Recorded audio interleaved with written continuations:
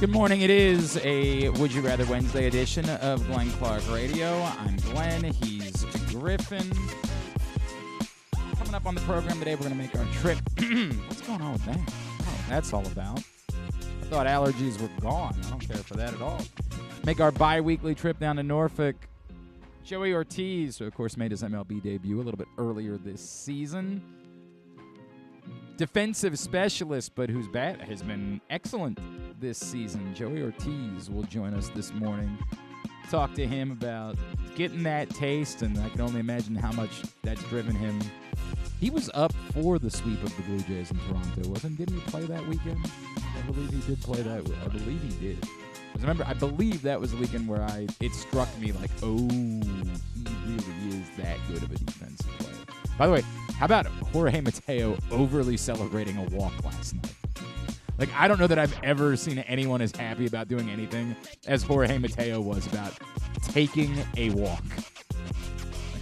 I can do this. Big for him, man. It is big. He knows Joey Ortiz is not going to force. I thought that for some time.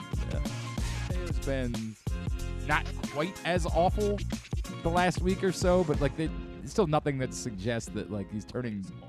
I mean, that's the reality. All right, hang on. If I pulled up Jorge Mateo. Well, no, yeah, I'm definitely not combating that statement. What's Jorge Mateo hitting? It's sad that that's the statement. What's he hitting in his last 15 or his last 2 weeks? What do you think?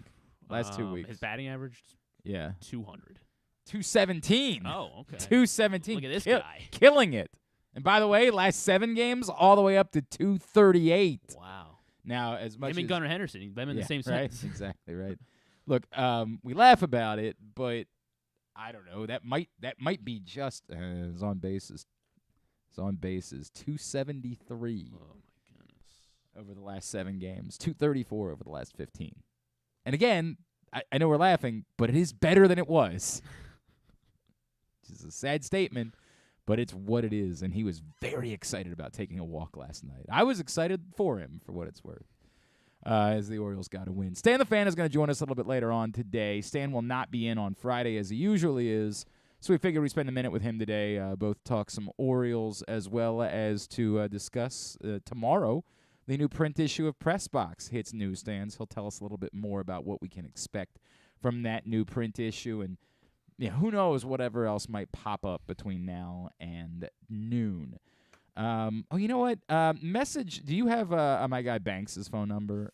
I do not. Maybe I'll send that to you. I was going to see if he wanted to come on and do a U.S. Open thing since Drew's not here today, and I don't really know if I want. We have a big U.S. Open audience.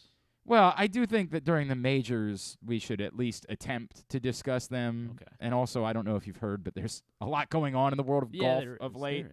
Unlike, look, man, I care drastically more about tennis, but I kind of get it. Like, Djokovic won again is not quite as interesting. Oh, he's the greatest player of all time. Yeah. Oh. Well, I mean, that was, as I told you, that was decided sometime before that. That didn't require this. I just in the subject of an email sent you his number. See if he wants to come on for a minute. Anyway, any hoodle. That's what's coming up on the program today. The important stuff today. As I mentioned, there's a new print issue coming. That means that this is it. Last chance for you to pick up this print issue of Press Box before it's gone with Jackson Holiday there on the cover. So go get it now because it will be gone tomorrow. Gone, Daddy, gone. Gone like Frank Sinatra, gone. Like Elvis and his mom, gone. I actually know, now that I think about that, I don't really understand that lyric because isn't Elvis's mom still with us? Or did she just? No. I was confusing Elvis's mom with Priscilla. That's what I was doing there. Yeah, Elvis's mom is. The great Switchfoot. I was struggling with the lyric. It's going to be gone. Oh, man. So go get it now. Now before it is. Now, with that in mind, it also means today is the final day for you to register to win those 4 tickets to see all of the area minor league teams, plus an Easy Pass Maryland on-the-go transponder preloaded with $25 and a $50 gas card to Royal Farms. Today is the final day. Speak now, forever hold your pee. PressBoxOnline.com/contests. Must be 18 or older. Do it today, or you're never going to be able to. You'll wake up tomorrow morning in a cold sweat like, oh, crap. Do I still have time? And the answer will be no. It will be removed. PressBoxOnline.com/contest. Today is the final day to sign up to win that great grand prize, so make sure you go do it right now. Now, go do it. Orioles do win 11-6 last night over the Blue Jays to open up a 3-game set. Obviously, if what we were worried about was that this offensive outburst over the weekend was just about it being the Royals, and I pointed out I wasn't going to read too much into it, then you like backing that up by scoring 11 runs against Chris Bassitt, who had come in pitching very well. Now, in fairness, and they alluded to it on the broadcast last night, Chris Bassitt this season has either been really good in most of his starts or in a couple of his starts really bad. Like, it's go figure that with Chris Bassitt. I'm going to see if I can pull up the game log to give you something a bit more definitive about it. Chris Bassitt this season has, again, we saw it last night and it hurt, but he came into last night, I believe, pitching to before last night, a 3.29 ERA on the season. Decent. Pretty good. But oddly this season, you basically got either quality start. First start of the season stunk. 8 runs, 3 innings against the Cardinals. Then quality start, quality start, quality start, quality start. 4 straight quality starts after that. Then against Seattle, 4 runs and 5 innings, not so great. Then literally 3 straight shutouts, including one that was a complete game shutout against the Braves. And then another quality start, 2 earned runs. Oddly, it was a weird game where he gave up 6 runs total last time out against the Rays, but 2 earned runs. But 3 homers in that one, yeah. And then stunk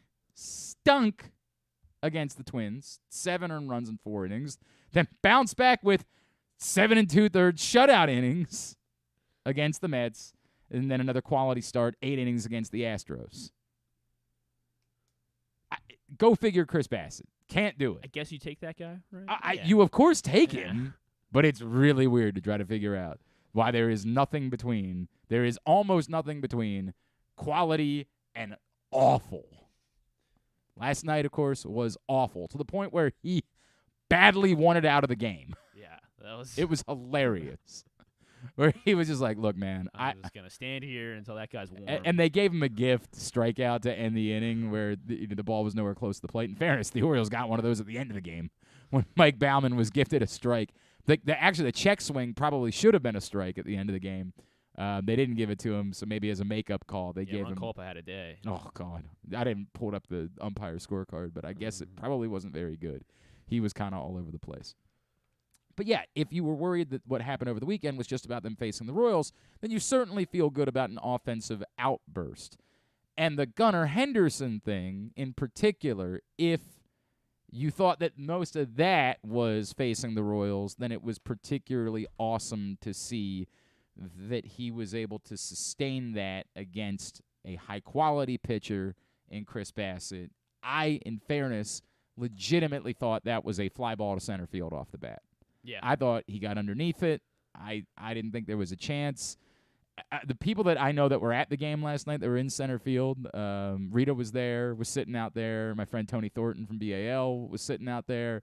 They both told me that they thought that if Kiermaier had jumped a second later, he would was have had that it. close to pulling back in. Now, again, that would have been a home run robbery. It was not just a fly ball to center field, which was what I thought it was.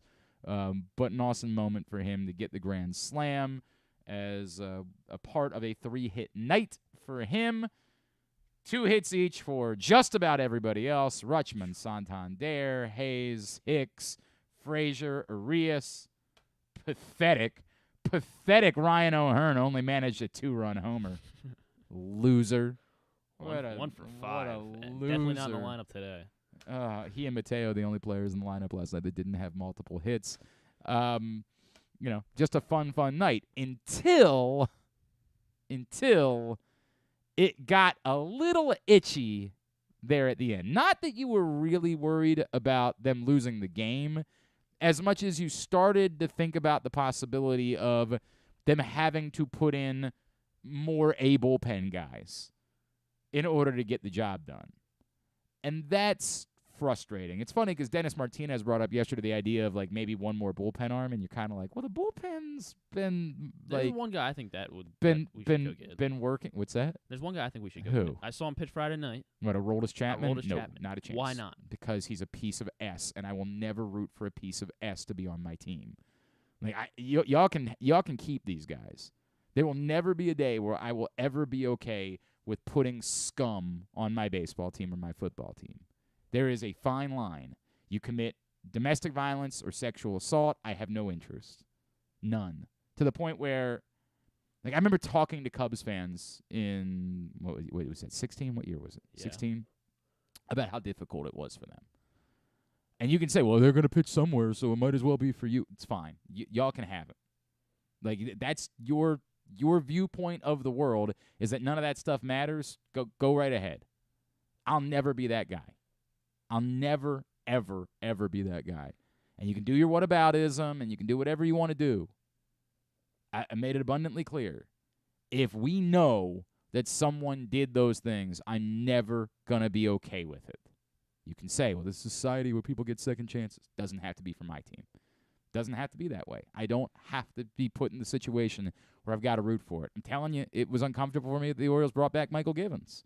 And that's not even like as much of a that's still a little bit of he said, she said with Michael Givens, but it's enough that I'm not comfortable with it. I don't like it. I'm not going to bring it up every day, but I can't, like, to me, there's no feel-good story there. And if I've got the choice, the answer will never be that. So when you guys want to talk about Aroldis Chapman, by all means, go ahead and talk about him. Not for me. Not for me, never will be okay with it. There is someone else. There was always going to be someone else that you can employ that isn't garbage. So there's my sermon for the day, and you can do whatever you want with it, but no thank you. No thank you. Point will still stand then. Add another bullpen arm, I think. Yeah, I mean, the point of the Dennis Martinez made, which is interesting, like what you saw last night was just how little faith you can have in your B bullpen. And everybody's got this. Like, everybody's got an A bullpen and a B bullpen, the leverage guys and the non-leverage guys. But to make it to bring your B bullpen in a 9-run game and say, guys, come on, just get us through 2 innings, close this thing out, and to watch Austin Voth and Cionel Perez implode the way that they did. At least Perez, both of them had moments where you thought they were trying to figure it out. But the totality of what we've seen has been, overwhelming. There's just kind of no justification for either one of them. And, it's a little bit different because there's not an obvious choice.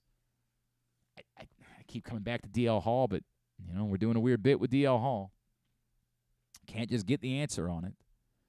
It's very, very frustrating that you had a 9-run lead and you ended up having, like, it was one thing that you put Baker. Bauman had to pitch in that game. Right, because, like, Baker to begin with, Baker, I think, is closer to an A bullpen guy than a B bullpen guy. But I kind of get it, right? Like, you're trying to go 1 inning each. In your mind, after you're up, 9, you're like, all right, we'll get an inning out of Baker.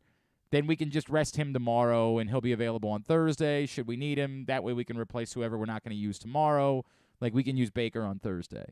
You get an inning out of Baker, you get an inning out of Voth, you get an inning out of Perez, you're there. Or in a perfect world, you get 2 innings out of Voth, and, game over, right? Like, now again, I don't know how much you want to do that. And Dave Johnson, what's interesting is why they maybe went to Voth first. And it might be a matchup thing, I'm not sure. Because he is still your long man in your bullpen. Although I guess Aiken can kind of be that sometimes. You could try to make Aiken the long against man. Against the Royals he can. I don't know. I don't know. I don't know what the thought process was there. But it's infuriating, yes, because Bauman is part of your A bullpen. And the fact that you had to go to Bauman at the end of the game to finish it off is infuriating. Now, it's infuriating in the context of an 11-6 win, right? Like, it doesn't change the fact that you're now 4-0 against one of the teams that you're competing with in your division and particularly for a playoff spot this season. Like, those are really good things. It's better than your average win because the Blue Jays are a viable playoff contender that you want to keep at bay. You want to make sure you stay in front of the Blue Jays all season long. So it's a really good win. And it's a nitpicky thing within the context of a really good win because nobody is going to suggest that your B bullpen is the biggest problem facing the Orioles. The bigger problems would be enough starting pitching. By the way, they I guess officially announced Tyler Wells is going to start on Thursday, so they're clearly not listening to the theory that I had put out there, which is fine. They're not listening to Glenn Clark, right? They're smarter than I. Well, they might be listening, or they might be just ignoring it. They're smarter than I am, but I wouldn't do it. Like, I would not start Wells on Thursday because next week provides that opportunity. And this goes back to the conversation that we were having about Grayson. At some point, I'd like to hear from them, what is the plan with Tyler Wells? Because it becomes really problematic if the plan is we'll figure that out in September. If you're in the throes of it or preparing for the playoffs and you say we've got to shut down Tyler Wells, that's a problem. And I know that the retort is always, well, you're going to feel really stupid if you start to try to do something now and he ends up getting hurt in July and missing 2 weeks anyway, and you didn't need to do any of this. I'm talking about 1 week where you have 2 days off. Skipping a start to just be a little proactive. Just to think ahead a little bit in that scenario. And flip-flop to let Kyle Gibson pitch. All I'm trying to do is keep Kyle Gibson on every fifth day. I'm not pushing anything with it. Keep him on every fifth day. That's what he's here for. He's a mercenary. A very likable mercenary, and he's been a quality mercenary. I'm not trying to be derogatory either towards Kyle Gibson. But he's here. He's the guy that you paid money to for a short term to run up those innings. So why would it be a problem to pitch him every fifth day in order to think ahead on the Tyler Wells thing? But nobody wants to think ahead. Sorry. I'm getting lost on a tangent. The Orioles won 11-6 last night. Yeah. I shouldn't complain about Well, it. I shouldn't be complaining. So for games like that, if Ryan McKenna's not going to pitch in games like that, why is he on the roster? Which I Wait, what? Which I kind of say tongue in cheek, What? but also in the same way, what? same vein, What? like very seriously. Last night? Yeah, No, you're not going to put a position player into they were pitch up when 9 runs. No, you don't put a position player into pitch when you're up by 9. What are you talking about? If you're up by 20, maybe you put a position player into pitch. Maybe. Well, why is Ryan McKenna on the team? Where did this come from? Why are you going war Ryan McKenna today? Because of all the things that look at the occurred last team. night, what is the? I'm not worried about the. I mean, yeah, Perez My and God. Voth are clearly the last 2 guys on there. But like, weird- it's not like we what have a something weird- to replace what them a with weird tomorrow bit. today. Well, I don't know if that's true either. I mean, like, at some point that also goes back to the when do you just say even if so Dylan Tate apparently is going to start another rehab assignment Yeah. and we'll see how that plays out in the coming weeks and when Givens is going to pitch today apparently at Bowie. in their world they would say, well, Aiken can go again for Tate or Givens because he's got the option, right? They've already used the option this season. So why not? That would sort of be their retort when you would discuss that. But we're approaching it's just not working at all and someone else needs a shot, whoever that is. And we talked about that a couple weeks ago when we thought Tate and Givens were both returning then. But now, like, every time you think maybe they're settling in a little bit and maybe they can be helpful, you have a night like last night. Again, not top of the list of issues. If they're going to have a night like that. One more starter is probably the top of the list of the issues. I would continue to say that I know we're all, still going to be enamored by Ryan O'Hearn. I understand that. And I don't know how to have an adult conversation about it because you're asking me to put aside the knowledge that I have and just live in the moment. And who do we talked about that with somebody the other day, the John Mioli, I think we talked about it with. And like, I'm not saying I'm incapable of that. I am capable of appreciating what's happening. But at the same time, in the context of trying to put together a team that can stay in the AL East race for an entire season, I got to be thinking about that. So I would say that even a middle-of-the-order bat is still ahead on the list. But it's probably easier to acquire another bullpen arm than it is to acquire either of these other things. And so if you can pay a much more minimal cost in order to get one more arm, and particularly not knowing if you're not going to go out and get another starting pitcher, this innings thing is just going to continue to be an issue all season long. You're going to need a reinforcement in the bullpen as well. Like, if you're not getting another if your answer is, well, we think Means will be back in August, and, Bradish and Kramer have pitched well enough that we're not booting them out of the bullpen, and we still want to bring back Grayson Rodriguez booting them to the bullpen, and we want to bring back Grayson Rodriguez at some point, and the cost for the pitchers that we would be willing to bring in because we can keep them around a little bit longer is just too extraordinarily high, so we end up not doing it, then you damn well need to make sure that you bring in more bullpen help. You need reinforcements in the bullpen at that point. Even if it's not back end of the bullpen guys, it's, more 6th, 7th inning. It's more reinforcements that you trust is the way you need to go, and I think Dennis Martinez was on to something with what he said. All that being said, it was, on the whole, a heck of a pleasant night for everybody that was at the ballpark. I'm sure it was an extraordinary amount of fun, and the Gunnar Henderson story is significant. The Gunnar Henderson story is coming into focus as one of the better stories currently in baseball, as getting to be must-watch. And everything that we believed that he was capable of being, and the reason why all of these pundits made him the number one prospect in all of baseball, despite the fact that he wasn't even a first-round pick. This is much more a testament to Mike Elias than Adley Rutschman is. Again, Adley Rutschman, as we said all along, anybody could have drafted Adley Rutschman. To find this guy when every other team in baseball had a chance to get him, that's a much stronger statement about what they're doing in the Orioles front office and scouting, whatever you want to call scouting now. Yennier Cano in that trade, sure, that's a different, Yeah. Obviously. But this, to me, whenever you say, well, how do we know for sure that Mike Elias, and I keep saying this, I think Mike Elias has done a good job, but I don't know that Mike Elias can win a championship because, again, his greatest accomplishment is flirting with 500 so far. But these are the types of things that go a step beyond getting the number one overall pick right. You're not competing against anyone. All you got to do is identify the best guy. Heston Kjerstad, if he becomes that guy, is a bigger statement, right? Because he was the guy that nobody thought was worthy of being that pick. If Colton Cowser gets here, it's interesting. If Colton Cowser gets here, yeah, the fact that I know, but somebody brought up that he has struggled against lefties throughout his career, Cowser, and that maybe there is a viable argument for them wanting to see, because he had been much better to start this season, but it was in a really small sample size.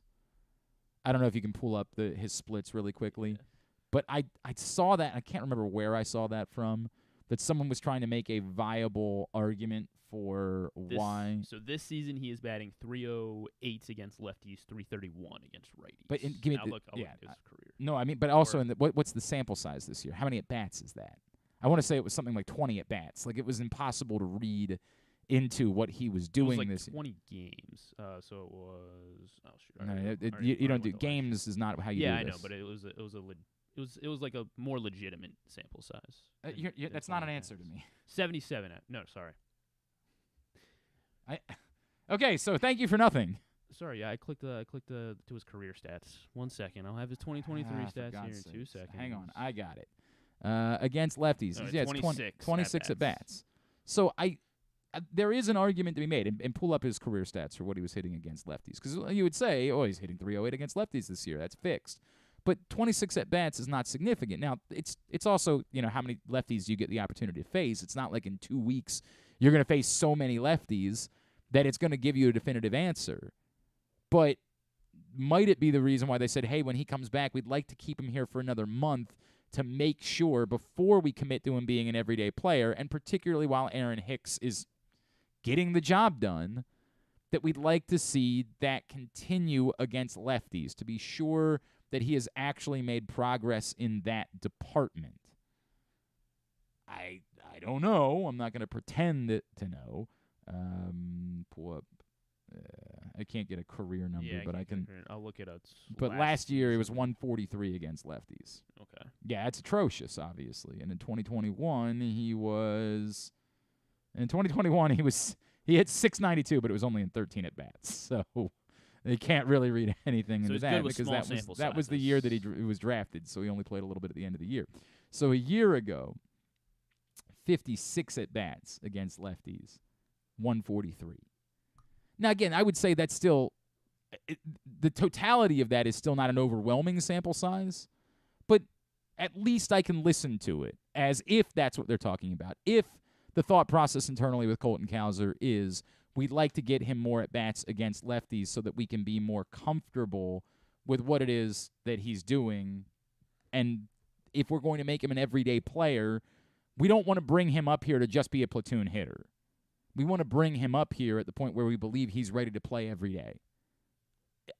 They might not be willing to say that out loud, but if that's the answer, I can listen to that answer as at least being justifiable, particularly with Aaron Hicks performing. If Aaron Hicks was struggling, then that wouldn't be justifiable for me. Like, get the dude here. But with Aaron Hicks having been a more than adequate replacement, I could understand if that's their thought process. I still don't know that I love it, and it still doesn't really answer the Jordan Westburg thing. The other story yesterday, of course, was Ryan Mountcastle officially going on the IL with vertigo, which is a little bit different than just feeling under the weather. And they bring up, I don't even know who this cat is. Who's the third catcher they brought up? Kolosvary, yes. Whatever that is. Orioles debut yesterday. Good for him. Yes, correct. It is almost hilarious to me to the extent of, like, when I saw that yesterday, I'm like, they will just make people up before they bring up Jordan Westburg. This isn't a real person. They will make someone up before they bring up Jordan Westburg. I don't. It reeks of we're committed to Ryan Mountcastle. And I think that's where Orioles fans would separate from the team and say there's no reason to be committed to Ryan Mountcastle any longer. Like, all due respect, if Jordan Westburg comes up and performs, then Ryan Mountcastle's a platoon player. And that's kind of all he deserves to be at this point. They appear to be, whether it's because they're hopeful that they can have him come back and produce just enough in a couple of weeks that they could throw him into a trade, that they could be a team that would say, all right, give it. Let's see what we can do with Mountcastle. Give us a look at him. The power, he's going to hit 30 home runs. Let's take a shot. If it's all against lefties, yeah. They haven't all been against lefties. Stop. They have not all been against lefties, but I get it. Like, we talked about. There's it this your week. answer. So Cowser, maybe Mountcastle can play right field, and then okay, and that's your platoon. I don't think I want Colton Cowser to be a platoon player, but I understand what it is that you're saying. I think that is what you see in that moment, is the Orioles are saying, no, we're still committed to Mountcastle. We're not going to allow Mountcastle to be what causes us to call one of these guys up, because we want Mountcastle to go back to being an everyday player when he returns. And they're not going to – again, these are things they're not saying out loud, but you're trying to read into what they're doing. You're bringing up a third – I know there have been opinions that the Orioles should have a third catcher, so if Adley Rutschman's getting a day off, it can definitely be a day off.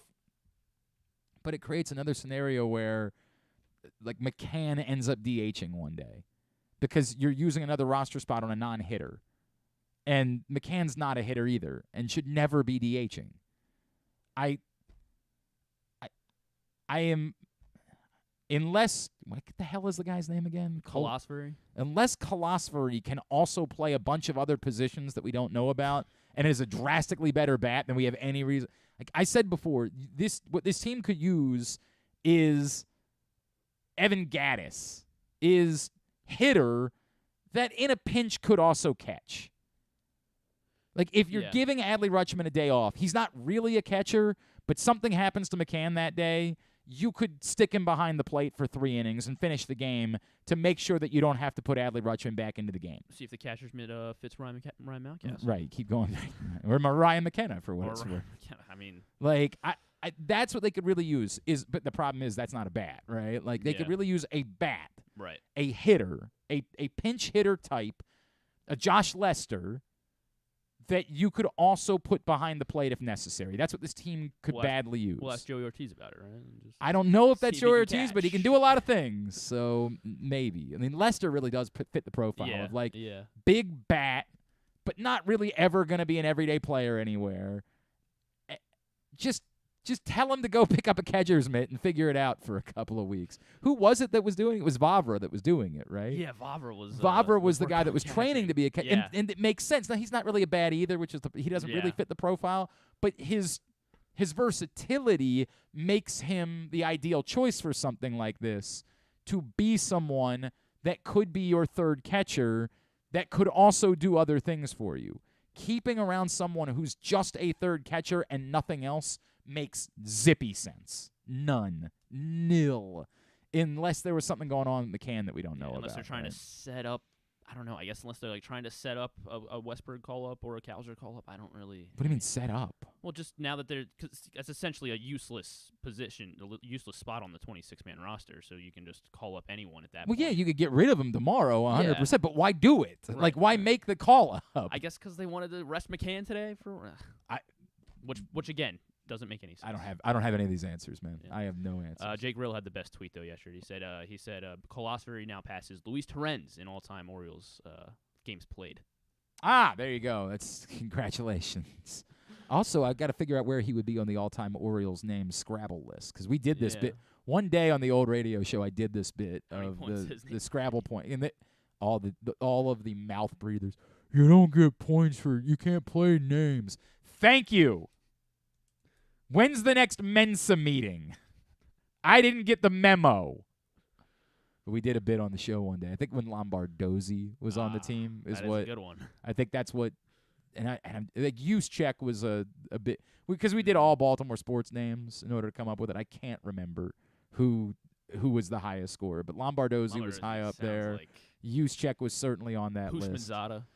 Hushmanzada was definitely in the conversation. Boy, I'm glad this guy wasn't on the team when you guys were doing that Orioles spelling bee a couple weeks ago, because I don't even know that guy's name.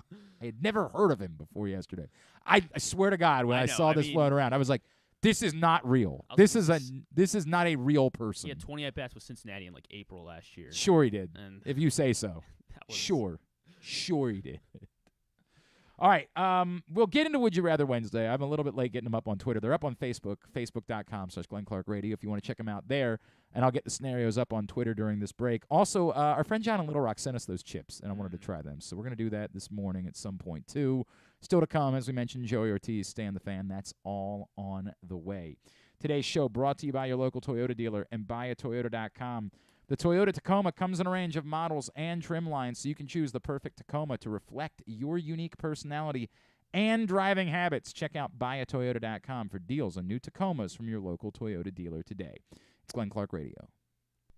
The All-America Senior Game powered by New Balance will be back at Johns Hopkins Homewood Field on July 29th. The most decorated girls and boys lacrosse players in the country have been invited to play in what is the premier lacrosse event of the year.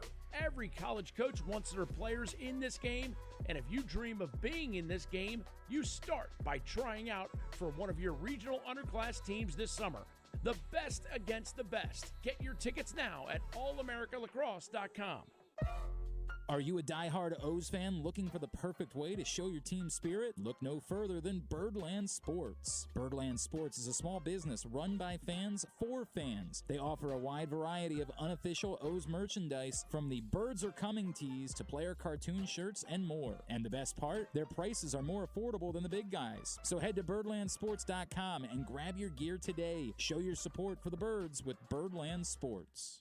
The latest edition of Press Box is available now. On the cover, Luke Jackson looks at the pipeline of talent still to come for the Orioles, diving in on last year's #1 pick Jackson Holiday and other top prospects like Colton Cowser, Heston Kjerstad, Kobe Mayo, and more. Also inside, Todd Karpovich profiles Orioles pitcher Kyle Gibson, and Bo Smolka breaks down what progress would mean for the team's 2022 draft picks in their second pro season. Press Box is available for free at over 500 area locations, including 60 Royal Farm stores, and you can always find the entire edition as well as the best daily coverage of the Orioles, Ravens, and Terps at PressBoxOnline.com.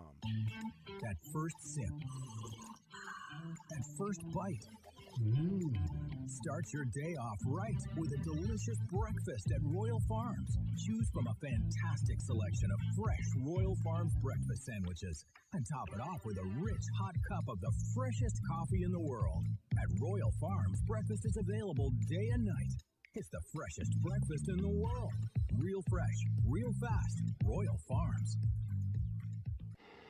If you miss anything on the show, don't forget that you can watch full episodes at youtube.com/pressboxonline, and you can download podcasts on Apple, iTunes, Amazon, and Grindr. Wait, did I say Grindr? I don't think that you would find it on Grindr. Not that I know it's on Grindr or anything, I swear. On second thought, you know what? I don't care what you think. Here's Glenn. All right, back in here on GCR as we continue on a Would You Rather Wednesday edition of the program. The scenarios are up now at Glenn Clark Radio on Twitter for you to respond to them. Bring down those chips. I want to try them. They're out in the other room. They're up on, I think I put them up on the box is up on top of, like, look to your left and then look up. And I think you'll find a box, and I believe they're in there. Our friend John in Little Rock very kindly. So this is actually it's going against two things that I have rules about. One, I try chips with my friends the Gatsby's. We do chip tasting parties on summer holidays. So I am kind of cheating on them, the Gatsby's, by doing this. And then two, I also we do a segment where we try things on the radio show. For example, what did we try this week? Oh, we tried the special sauce kettle chips that were not available for me on Memorial Day, but we did try those this weekend. They were good. They were a good chip, and in fairness, after we gave them kind of mid ratings, I think we gave them like 7s. We then found out later that we ended up pounding basically the entire bag during the commercial breaks. Those damn kettle chips, man, they're incredible. So our buddy John in Little Rock, who we love, he's our friend. He was recently at a convenience store that we have a lot of fun with on this program, called the Come and Go. That's what it's called. Come and Go, K-U-M and Go. Come and Go. Oh, he sent a koozie as well. I love that. I famously, there was a video when Fran McCaffrey was just staring down the official this season. All I could look at in the picture was the fact that the courtside seats at Carver Hawkeye Arena are sponsored. The corporate sponsor is Come and Go, K-U-M and Go, Come and Go. So our guy John in Little Rock was down at his local Come and Go, and he found some chips that he thought that particularly I would enjoy, the Cajun dill pickle chips. And he's under 100% right. Now, we don't know that yet. Well, we haven't tried them. that but yes, in theory, it sounds about right. So hang on, I'm going to take a picture of this so I can post it later. So it's Cajun dill. Cajun dill pickle and hot chili lime. He also chili sent. lime. Hot chili lime. Now, look, I'm inclined to think that both will be pretty good. We'll see how these goes. Hang on a second. Cajun dill pickles where we're going to start. Now, here's what I don't like. I don't like a bag of chips where you got to. They want you to open it. They wanted you to open it. Like the slit is yeah, on because the slit's there. Yeah, okay. I want the pool. Right. I want that. I don't like when you have the slit there. Not a fan of that, but knocks it down a whole point. Certainly willing to Cajun dill pickle. Cajun dill pickle. Go ahead and get in there. We'll see how we feel about it.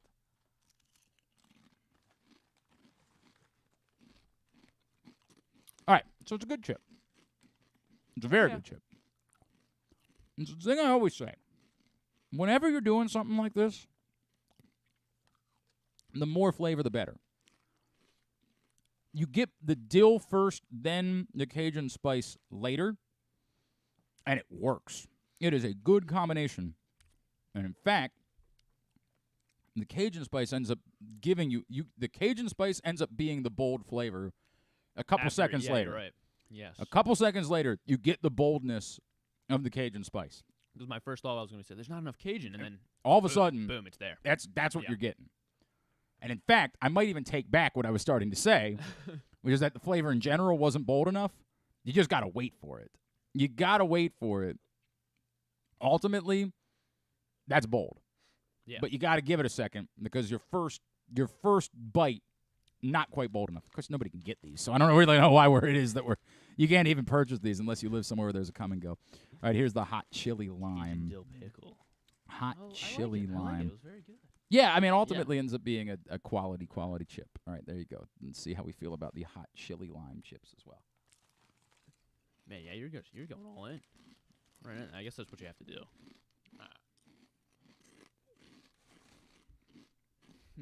I don't want to say anything too quickly here.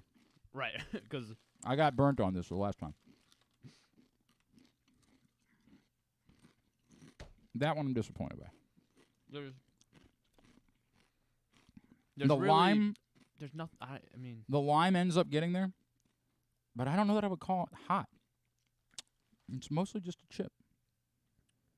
yeah. No. I mean, here you can have a second. I Helping don't think if I you need want. a second helping. You think you got your final answer? It's fine. It's not a bad chip by any stretch of the imagination. That one leaves me a little bit more wanting. And I gave that a second to see if it was going to change my mind. The lime is there. The lime definitely comes through. Oh, man, you know what? Does it? It does. It ultimately comes through, but it takes a minute. And the spice actually comes through, too. You just got to give it a second. And that's the issue I have is I want it in my face. I don't want to have to wait for it. I like both chips. I would go Cajun dill over. I would go Cajun dill far and away over the hot chili lime. I think the Cajun makes that one hotter than the hot chili lime. I don't know that I disagree with that. All right. There you go. We tried those chips. That's all that was. Thank you, John. Yeah, thank you, John. That's the important Appreciate part. it. Thank you, John. Now, let's do Would You Rather Wednesday quickly.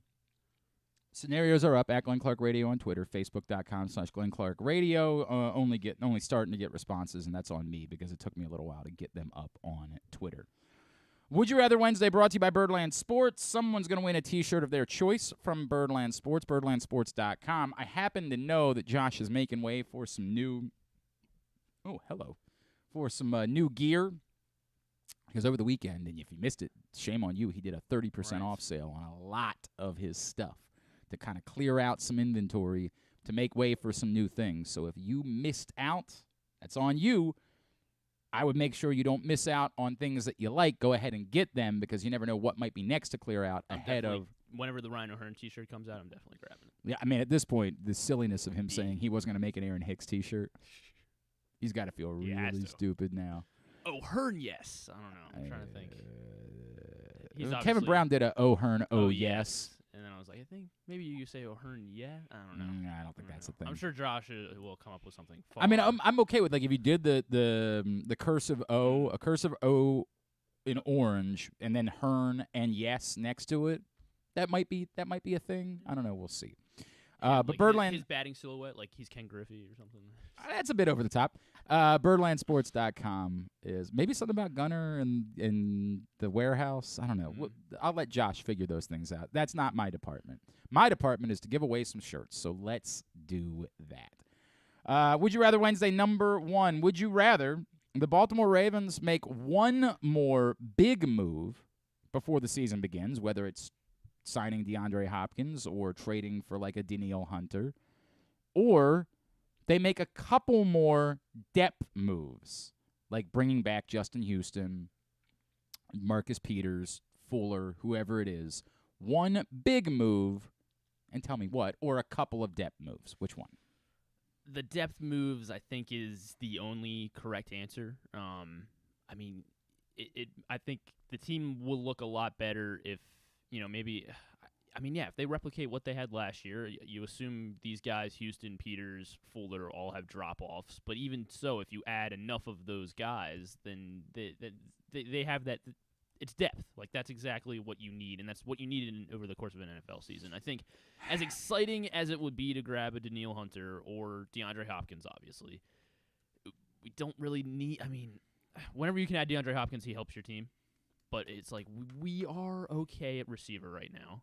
And that's not that wouldn't be the one for me, for the record. Like, I'm not weighing this on other people might be, but I'm not weighing it on Hopkins. I am absolutely weighing it on Hunter because I don't know that you can sell me on the difference between the Ravens being a Super Bowl team is a couple of Justin Houston games and like Justin Houston one Peters game, one Fuller game. Right. Like I don't know that you can sell me on that. Whereas you could sell me on Danielle Hunter having a 13-sack season or whatever. And then a 3-sack game in there, another 3-sack game in there. Like, that could end up being the difference in the Ravens door winning for the Super Bowser. Bowl.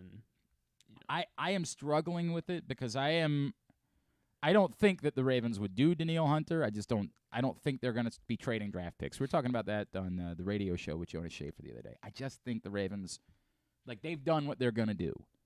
They traded away a pick from next year in order to trading. get. I think that right now, as they get into the Lamar Jackson contract era, the moves like trading a second-round pick for Roquan Smith, I just don't think we're going to see that much longer. I think they are going to be understanding of we've got to hit on these draft picks. The draft picks are too important, and we've got to hit on them. Now, look, nobody's complaining about acquiring Roquan Smith. That's been a slam dunk. The Yannick Ngakoue thing was a mess. By the way, Yannick Ngakoue is still out there on the market, for the record. Didn't work.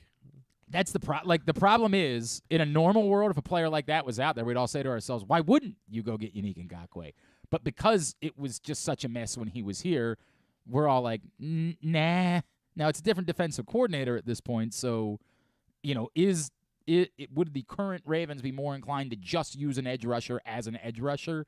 It was always square peg, round hole with Yannick Ngakoue the first time around because the Ravens didn't just use edge rushers as edge rushers. They didn't just say, go get the quarterback and nothing else. So it kind of, I thought when they acquired him, that was their way of saying we're going to change our philosophy because if they weren't, it made no sense that they were acquiring Yannick Ngakoue. It's one of those things that like years from now we'll talk about and be like, what the hell was that? Like, what was the thought process? But Ngakoue still had It's a good Scrabble word right there. Probably. That is probably a good. Well, there's not a big letter. There's a couple N's.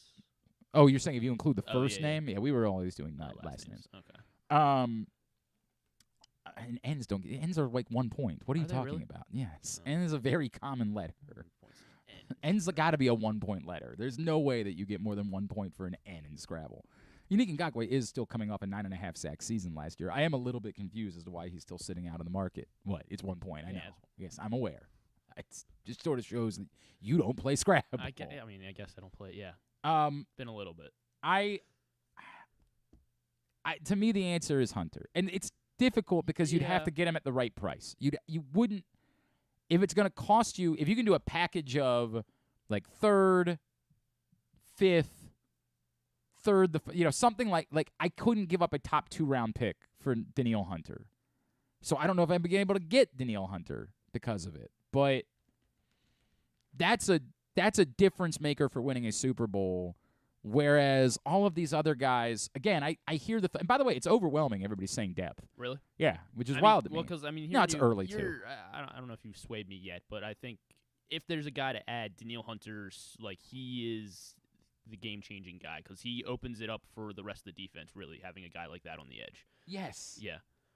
Helping out Bowser, hopefully helping out Owe and Ojabo, and whoever our interior defensive line ends up being. I guess Matabike. And they could still end up doing the Marcus Peters in-season trade. They could, but if they're making a that trade for Hunter, I really do think that limits any ability to make an in-season trade. Right. I mean, well, if they go the depth route and then they add another, corner or you're or saying whatever in season for whether it's a 4th, 5th round pick like Peters was, something like that. I hear you. I am very much swimming against everybody, but to me, Hunter that's the biggest game changer that's out there. You're not gonna be if they announce the Danielle Hunter trade the next couple of days. No one's gonna be mad. I mean, no, you couldn't be. Well, I mean, it depends. I guess if like somehow they had to give up a 2 first round pick. picks. Yeah, I mean, then you'd be very mad. But that's where we are. Number 2, Would you rather, and I was playing around with these odds this morning, would you rather bet Gunnar Henderson to win American League Rookie of the Year? Bet $500 on Gunnar Henderson. Is this what his odds currently are? Yes. Oh. To win American League Rookie of the Year, which pays $1,800. This was like plus 360. $500 to win $1,800, or bet $100 on the Orioles to win the AL East, pays $1,500. I think I still got it. Who's the favorite right now for the AL Rookie of the Year? That's a good question. I'll pull it up. I think I would have to go with the Orioles to win. I mean, but honestly, both in my mind seem rather unlikely. I mean, Gunnar. Gunner's Gunner's like the red third hot right He's now. like the third favorite now. Who's he behind? Gunnar is behind. Sorry. Josh Jung is the favorite at plus 260, and then Yoshida is the second favorite at plus 300. Yoshida had been the singular favorite not that long ago. And then Jung. He's the second favorite now at plus 300, only slightly ahead of Gunnar Henderson. I mean, it's almost like if the Orioles do win the AL East, then Gunnar probably will be vaulting himself into that favorite for the Rookie of the Year. So I think I want to go Orioles win the AL East. As unlikely as that probably seems right now, with the Rays being 5-6 games ahead of us and no signs of slowing, although they've lost 2 in a row to the the Red Hot Oakland Break up A's. the A's. How many people showed up for that thing? Like 28,000? They had 4,000 on Monday night. Yeah, it's cool. 28 last It's cool. Yeah. Yeah, but I'm gonna go better return on my investment, only $100, and it would be more exciting to root for the Orioles as a team, down the stretch. All right. Of the way. All right. So I'll go with the AL East to win. Again, most of everyone agrees with you. Most everyone agrees with you. But the argument being more like, because it's a more fun thing to root for. Yeah. It's less money that I have to pay and more fun for me to root for. I know. Yeah, that Gunnar one's just gonna stress me out. Right. Every strikeout in September, I'm gonna be like, no! If I lose $100, so I lose $100. So I think that's what's weighing on everyone's mind, and that's why everybody's going that route. And number 3, would you rather? You're a Miami sports fan, and you have watched your team listlessly lose 2 championships in 2 days, or you're a Texas fan. And by the way, in both scenarios, die hard. You're a Texas fan, and you just watched your team. What if there is a diehard, get eliminated?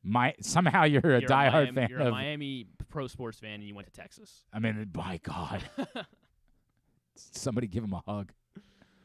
If you're not familiar, the Texas baseball team was playing in the Super Regionals against Stanford and rallied back in a deciding Game 3 on Monday to tie the game up at 6-6 and got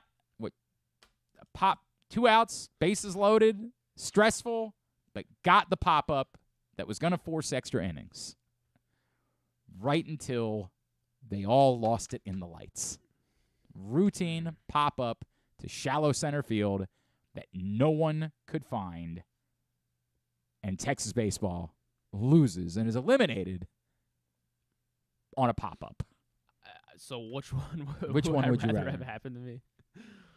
I mean, I guess I go. I don't know. I mean, both are so hard to come back from. I mean, at least in the immediate aftermath. I think in a week, both sides. Well, I don't know. I think the bad pop-up thing, that's gonna sit with you for longer because you had the momentum going into. You would have had the momentum going into extras because Texas was down like 6-3, and then they came back. I think I'd rather be the Miami sports fan. The argument that everybody's making is the 2-8 seeds. They shouldn't have even been there. That's the argument, and more of the argument people are making is like, well, you did win the league or the conference or whatever. You get a banner for that. I mean, great. You know what I mean? Maybe this is unique because in my life, I was not alive in '79. In my life, I've never watched my team lose the championship. Yeah. I was not a Suns fan when they made it in '93. I've only seen teams fall short of the championship. And, for example, we have romantic feelings about the 2008 Ravens because that season was so wildly unexpected. I don't know how we would feel if they had gotten to the Super Bowl and lost the Super Bowl to Arizona. I don't know what we would feel about that team if that had played out that way. So this is a difficult thing for me to judge. I feel like it is not easy to just say, yes, but it's amazing that we got there. Like, to get there and to feel like we're going to win the championship only to lose, and to have that happen to you on back-to-back days.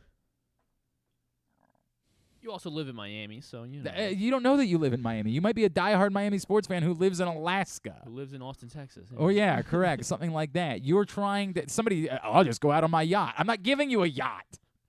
You don't get a yacht in this scenario. And if you have a yacht, you have a yacht as a Texas fan too. If I'm a diehard Texas baseball fan, yeah, Oh, I'd it's rather killer. be the Miami sports fan. I think It's killer. I got to It's have killer. a really fun past 2 months. It's again, I guess we haven't been in that exact situation, but I don't a think fun it's that last 2 easy. months. I think you're saying that because you're separated from it. I don't believe it's easy. the Texas to thing was just- unbelievable. I understand that. It's but I think it's easier to, if you're a diehard Texas fan, baseball's probably your third most concerned sport, right? Like, No, but you're a diehard Texas baseball fan. Is that this is the question, okay, right? that's fine. I understand that, but You like, live and breathe Texas baseball. you live and breathe Texas baseball. Yeah, I don't know, man. I don't think it's easy to be a Miami sports fan today. I think it's got to be a gut punch. Continue to get me your responses at Glenn Clark Radio on Twitter, Facebook.com/Glenn Clark Radio. Someone's going to win a T-shirt of their choice from BirdlandSports.com just for participating. That's all you got to do. Just get in a response. Even if it's just a one of the Would You Rather Wednesday scenarios, you will be registered to win a T-shirt of your choice from our friends at Birdland Sports, birdlandsports.com. PressBox is offering new sports bettors the best sign-up bonuses and promos from the 7 legal online sports books here in Maryland.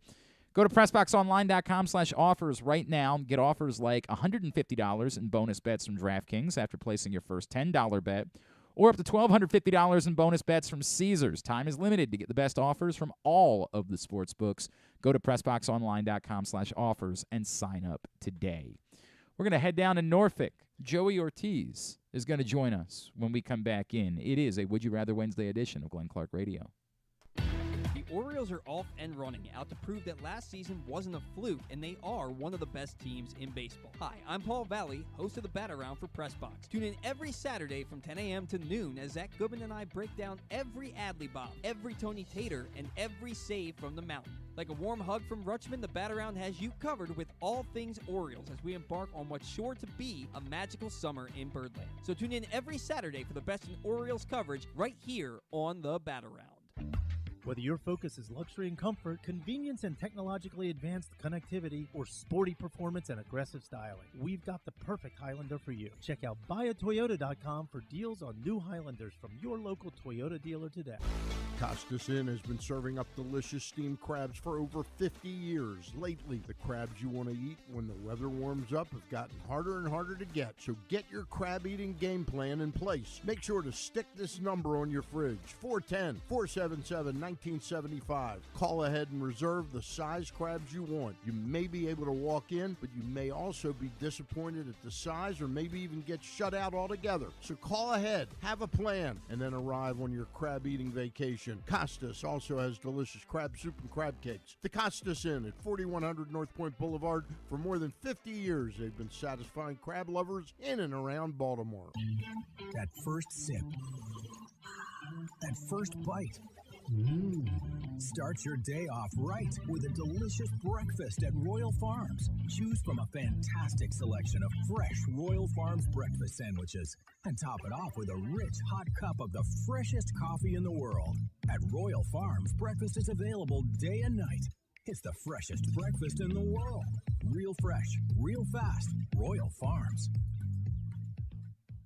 If you need more of Glenn, you can also hear him every Sunday with Rita on 105.7 The Fan. But also, if you need more of Glenn, what's wrong with you?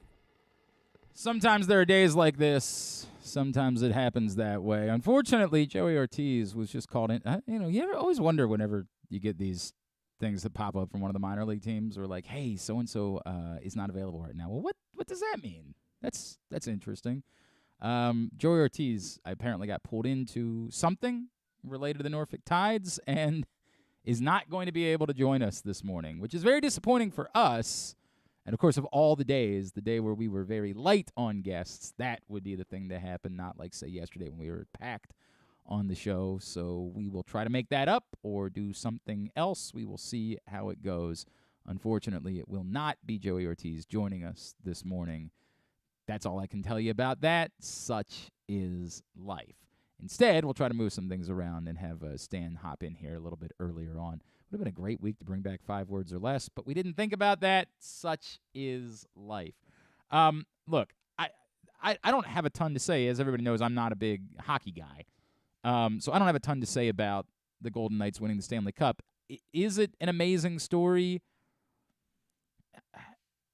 I guess it's harder for me to tell that. I think the people that know hockey would tell you that what the Golden Knights did instead of trying to build young, build to win immediately, was a bit different and perhaps necessary when trying to launch a pro sports franchise in a market like Las Vegas.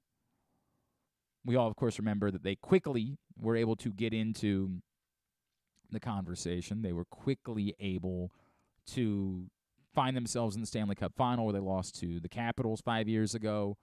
And then they stayed in the mix, stayed competitive, continued to put pieces in, and ultimately win the Stanley Cup. It's one of those funny things where, like, you know,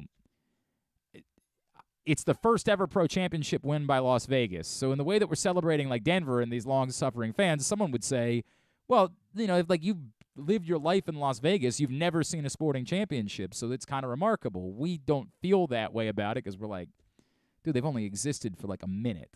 They barely are real. We don't. It doesn't register with us the same way.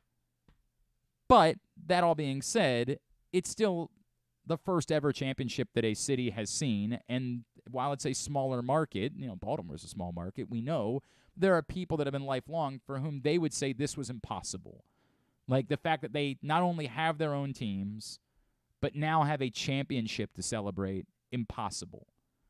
So it's incredible. It is an incredible story. It's a unique story.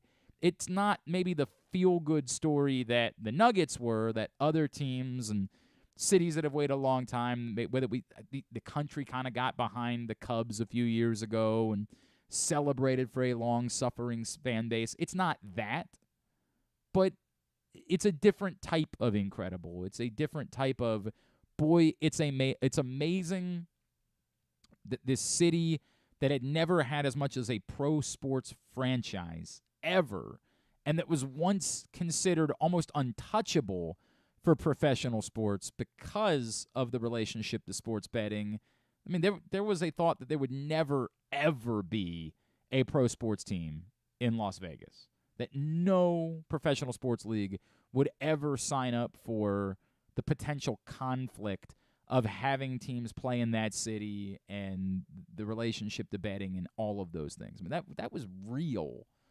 You know, young people maybe don't know that, but like it was poisonous. We would laugh at the idea of a team moving to Las Vegas 20 years ago. I mean, it was laughable when someone would say, well, maybe they should move to Vegas. It was a huge story when the NBA put the All-Star game in Las Vegas, and I can't remember what year that was, 08, 07, somewhere in that range. They put the All-Star game in Las Vegas, and it was a massive, massive story that they would even do that.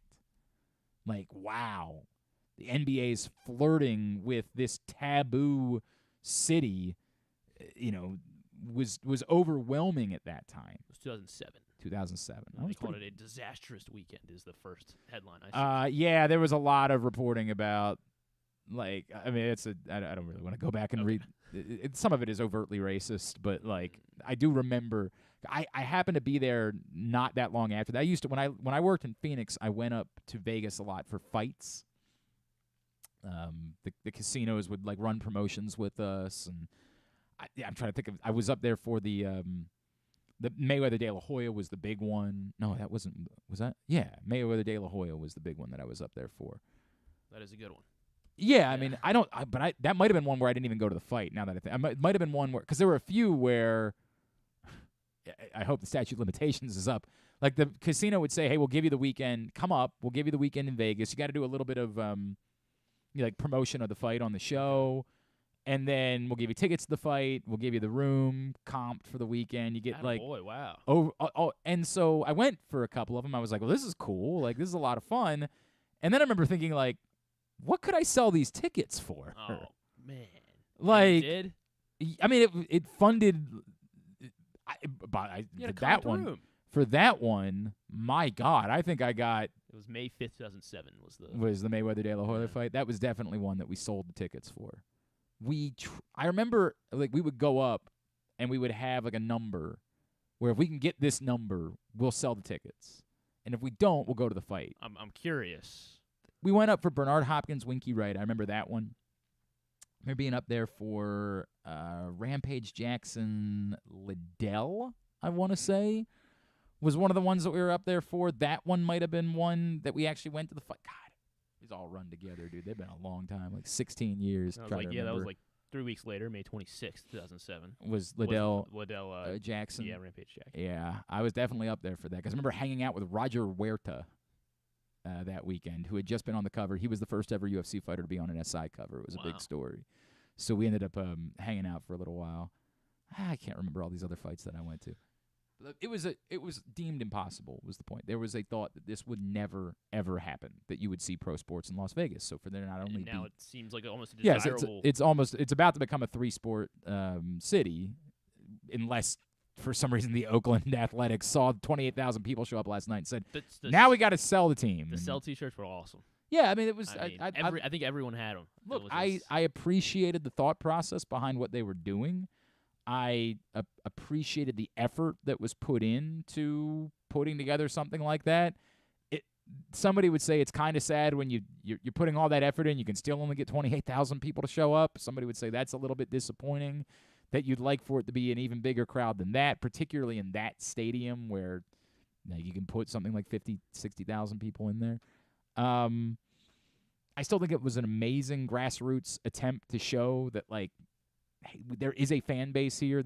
We have not given up on baseball. We've given up on the people that run this team and that aren't trying. Or who have given up. Yes, like that's what we've given up on. And it's the type of thing, whenever someone complains, I love Drew. Everyone knows I love Drew for whatever dumb reason, right? Like, I don't know why I love Drew. We work together. We're friends. It's a whole thing. Drew is very high up on the list of people that like to try to make attendance some sort of thing. And it's constant for me. Like, your obsession with attendance, you're smarter than it. You're trying to play on other people being dumb is really what happens. You're trying to make it a story because you're hoping that other people are stupid because you're not that dumb. Like somebody said, well, there were only 18,000 people for one of the games. Maybe the Friday night there were only 18,000 people. You're like, wow, a good baseball team at home on a Friday night, that's disappointing. Well, there was no event on Friday night. There was no, here's why we're asking you to come to the ballpark. Start doing Friday night fireworks or something. Whatever it is, Friday night fireworks, do they even do student nights anymore? No, they don't. They do the $10 Utah street tickets for Monday through Thursday. Right. There's nothing to try to encourage more people to go to the games on Friday nights. It's a nondescript opponent that no one cares about. And it's a team that's still trying to recultivate a fan base, and all of the issues that existed before still exist. Like, the public transportation sucks. It was, as I said, the night that I was going to... the light rail props. I took it Friday night. Worked out fine for me. God bless you. Yeah. You're the one person that had that experience, because the night that I was going to the Blink-182 show and everybody was going to the game, it was hell. Ooh, hell. A special kind of hell, my experience on the light rail. And it gave my buddy COVID. So on top of that, somehow I avoided it, which is nice. But I don't, or I've had it before, and so I don't. Whatever, I don't know how that. Just wash your hands. I don't think I've ever had COVID before, but I'm not stupid. Who knows if I ever had it or anything like that. The point being, all of those things are still problems. You know the answers. Drew knows the answers to these questions. He's just kind of purposefully dumbing down to play to. It's like when I brought him in here and he had written about the attendance at Preakness. I'm like, let's talk about it. Let's actually have a conversation about it. And once you have the conversation about it, you know the answers. You understand. But it's easier to just say, well, where are all the people? Well, in Oakland, we know what the story is. The story is the team stinks. And the stadium is an abomination. Is an abomination. We make fun of Tampa, where the stadium is an abomination and the team plays 30 minutes outside of the city. People make fun of the Arizona Coyotes. They played in Glendale, 30 minutes outside of the city, nowhere near their fan base. And the team stunk. Vegas is an example of what happens when you invest. And they said we need to invest early. We can't build this through young players. We can't wait for years for the team to get good because we know it's not such an overwhelming hockey market that people are just going to show up. They ran the risk of becoming the Coyotes quickly. Yes, there was always going to be interest for the first year or two because it was the first pro sports team in town.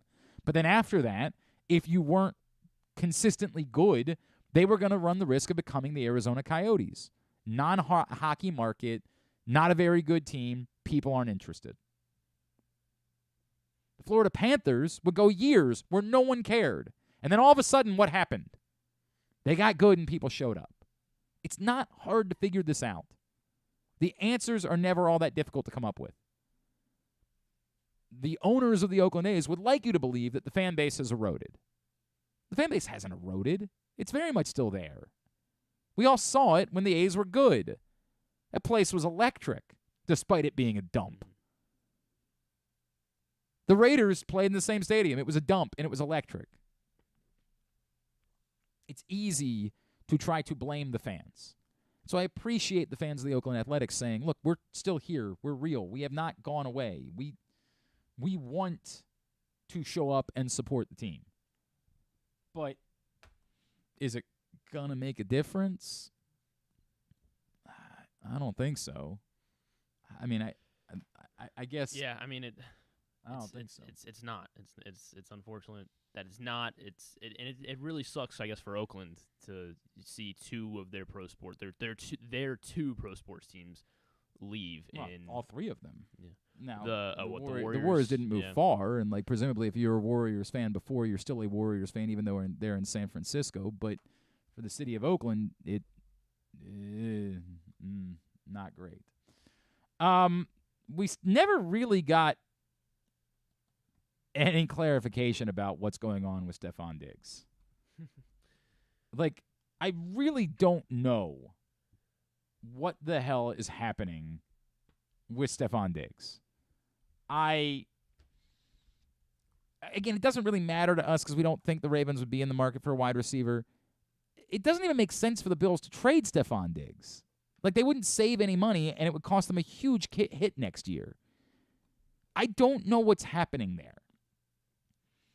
Like, everybody was reaching out to his agent, and his agent was saying, like, oh, it's not contract-related. Like, nobody's giving an answer as to what's going on. He posted these cryptic messages on Instagram that, I mean, what in the blue hell do you make out of it? I just be letting people cap. If them lies help you sleep better, tell them, big dog. Okay? Okay. So I guess he's trying to say that whatever Josh Allen and Sean McDermott are saying when they're or put who on the knows spot what they're here saying? doesn't mean anything. Who knows what he's responding to? He's not saying anything. I have no idea what to make of it. None. No clue. Is there somebody within the Bills organization that he's concerned about? Is there a Steve Saunders figure within the Bills organization that he's been poisoned on?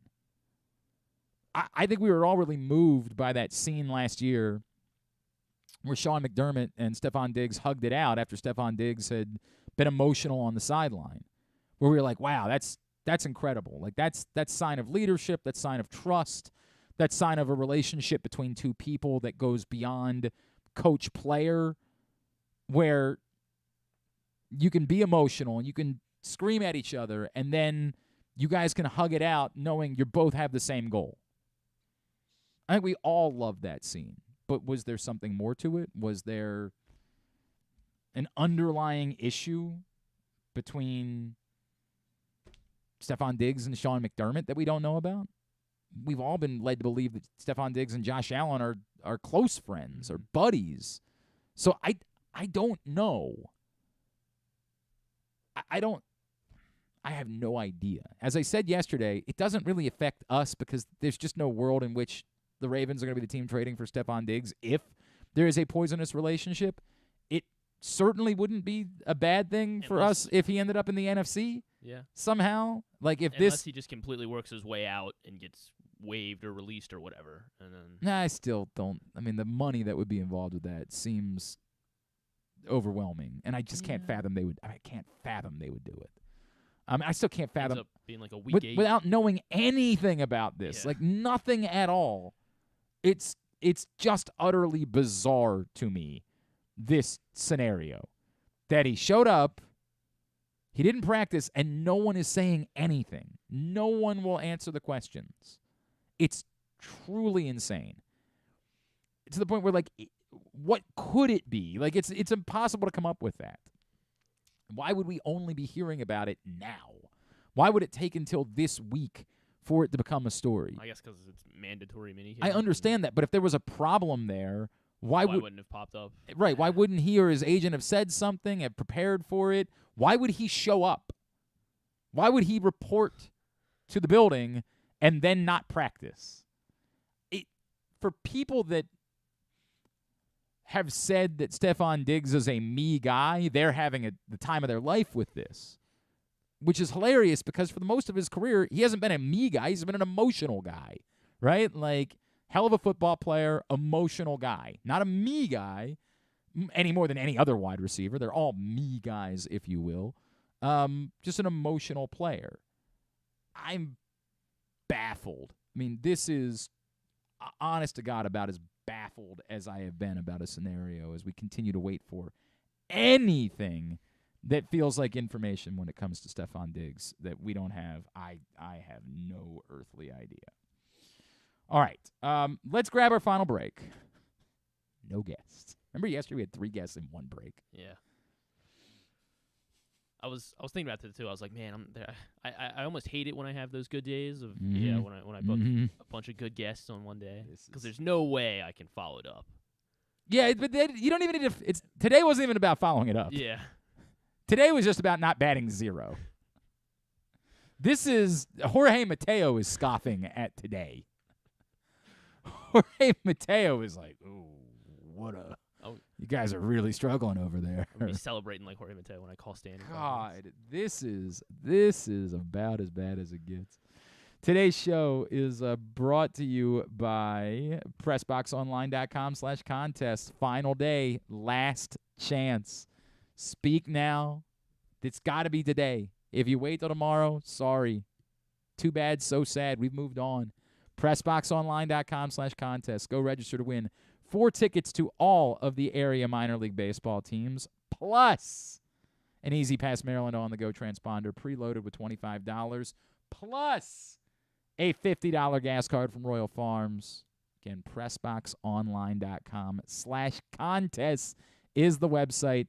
Go get signed up right now. Maybe Stan the Fan Charles. Well, the way today's going, I'm not even certain of that. Maybe. And we might even do things out of order today, tidbit and tubular, and try to get out of here at a normal time today because why would we stick around late? What do we possibly have to stick around late for? More Stephon Diggs news. It's Glenn Clark Radio.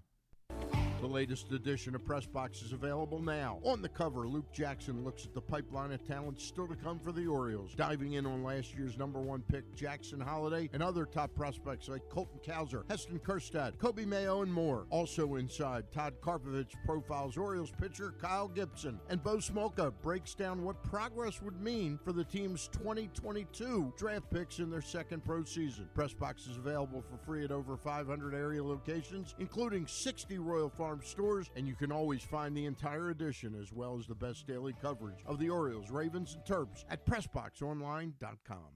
The All-America Senior Game powered by New Balance will be back at Johns Hopkins Homewood Field on July 29th. The most decorated girls and boys lacrosse players in the country have been invited to play in what is the premier lacrosse event of the year. Every college coach wants their players in this game, and if you dream of being in this game, you start by trying out for one of your regional underclass teams this summer. The best against the best. Get your tickets now at allamericalacrosse.com. Costas Inn has been serving up delicious steamed crabs for over 50 years. Lately, the crabs you want to eat when the weather warms up have gotten harder and harder to get. So get your crab eating game plan in place. Make sure to stick this number on your fridge, 410-477-1975. Call ahead and reserve the size crabs you want. You may be able to walk in, but you may also be disappointed at the size or maybe even get shut out altogether. So call ahead, have a plan, and then arrive on your crab eating vacation. Costas also has delicious crab soup and crab cakes. The Costas Inn at 4100 North Point Boulevard. For more than 50 years, they've been satisfying crab lovers in and around Baltimore. Make the most out of every day in your Toyota RAV4. Available in hybrid or gas-only models. A RAV4 can get you where you want to go in style. Check out buyatoyota.com for deals on new RAV4s from your local Toyota dealer today. Check out PressBoxOnline.com every day to find daily winners and betting advice from Jeremy Kahn. And if you want some advice about life decisions that you probably shouldn't make, here's Glenn Clark. All right, back in here on GCR. The only other news that we didn't cover, obviously the name that wasn't on my list of depth moves the Ravens could make was Adrian Amos, because, as we know, Adrian Amos is gone. He is signed with the Jets. Bad news for our old friend Chuck Clark, as that's the reason why they needed to sign Adrian Amos, was Chuck Clark is facing a serious injury, a knee injury that they believe is serious. So they decided to swoop in and get it done, gave $4 million to Adrian Amos. So the Baltimore native is, scratch him off the list then, not going to be returning home to play for the Baltimore Ravens. Such is life. It's a tough thing because I think a lot of us like the idea of Adrian Amos because it would allow Kyle Hamilton to slide back to playing nickel corner, which he was outstanding in that role a year ago, and so that made that particularly compelling. Not going to be the answer. Not going to be the route that they end up going, as Adrian Amos has signed with the New York Jets. Nothing much as far as the first day of minicamp was concerned. Not a whole lot that was happening that I felt like was terribly worthy of a great deal of conversation. We talked about the guys that weren't practicing. Who cares? It's June. I just don't care who's on the practice field and who isn't. The Ravens, everybody show up. J.K. Dobbins didn't practice. So I guess the only – if you're looking for something, if it bleeds, it reads type of scenario, was J.K. Dobbins is it a hold in for J.K. Dobbins? I'll show up, but I won't practice. Well, Jeff Zrebiec says it was precautionary for a minor soft tissue injury. So then that kind of takes that off the table. Is it possible that they're just lying about that? For God's sakes, not worth it. J.K. Dobbins didn't practice yesterday. Jeff Zrebiec of The Athletic says that it is because of a soft tissue injury and not because of anything related to his interest in getting a contract. Whether that's true or not, I don't know. I certainly have no reason to doubt it. There's nothing that I know that would make me say, here's why that's definitively untrue. So there we are. All right, a couple things I wanted to respond to today, and then we'll try to track down Stan the Fan. From Jeff. Jeff says, Glenn, I feel like as you've been talking about the Westberg and Kauser call-ups, what's been missing in the conversation is whether or not they actually need those guys to be here. For as much as we want those guys to be here, if they're getting production out of the players they have, why should – well, we didn't – you say this is missing. We actually did address this, Jeff. From a business standpoint, why should they be here? This goes back to the conversation. If you want to defend – anything that way, that's fine. We brought this up with Mioli, in fact, on Monday. If the Orioles' thought process is, if we don't need someone here, let's not race they could end up being right now we're talking about Elly De La Cruz being in the center of Rookie of the Year conversation. Gunnar Henderson, despite struggling, is moving right back in the middle of Rookie of the Year conversation. And they can earn a year of service time by doing that. And if the Orioles are saying to themselves, we wait another month and we make it essentially impossible for a player to get into Rookie of the Year conversation, we protect our investment. We get another year of team control in the process. That's a win for us if we're able to continue to be competitive and win without those guys. Win-win all around. They can make that argument. And I can't, like, a right-wrong to make it black and white. Is it right? Is it wrong? I don't know. Certainly, you get the reputation of being that team. And that's not a good thing. It gives you the reputation of being the team that's cheap. Being the team that's always going to try to take advantage of players. And does that mean you'll never be able to sign anybody? Does it mean no? But does it matter? Yeah.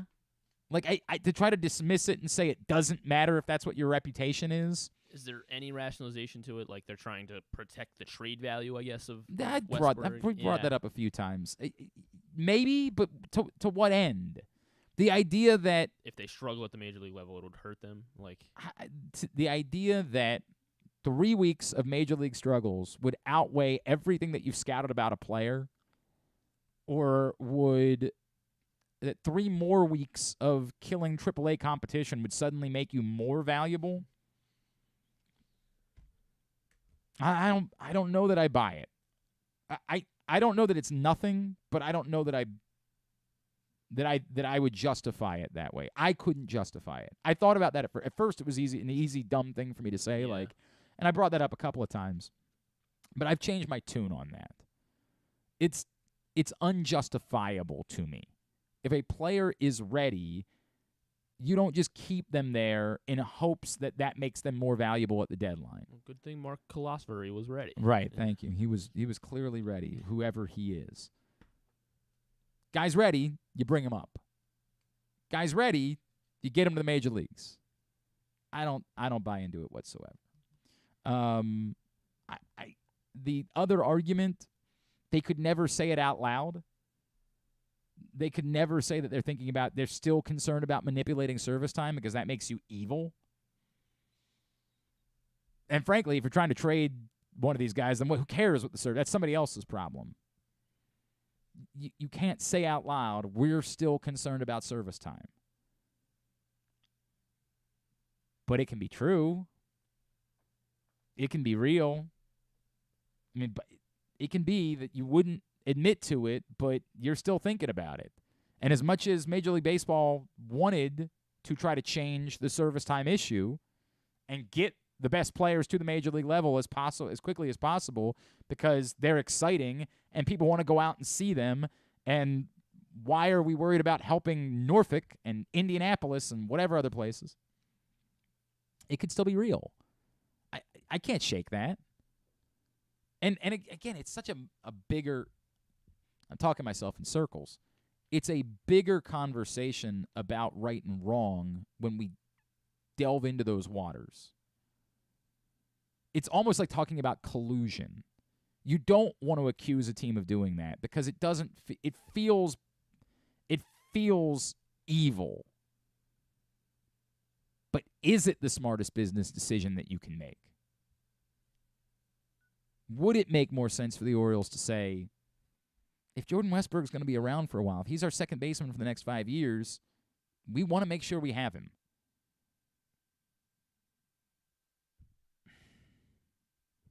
Don't get him a year closer to free agency. I don't like these conversations because they're completely hypothetical, and there really is no correct answer. But I understand what you're asking. We have addressed it. It has come up.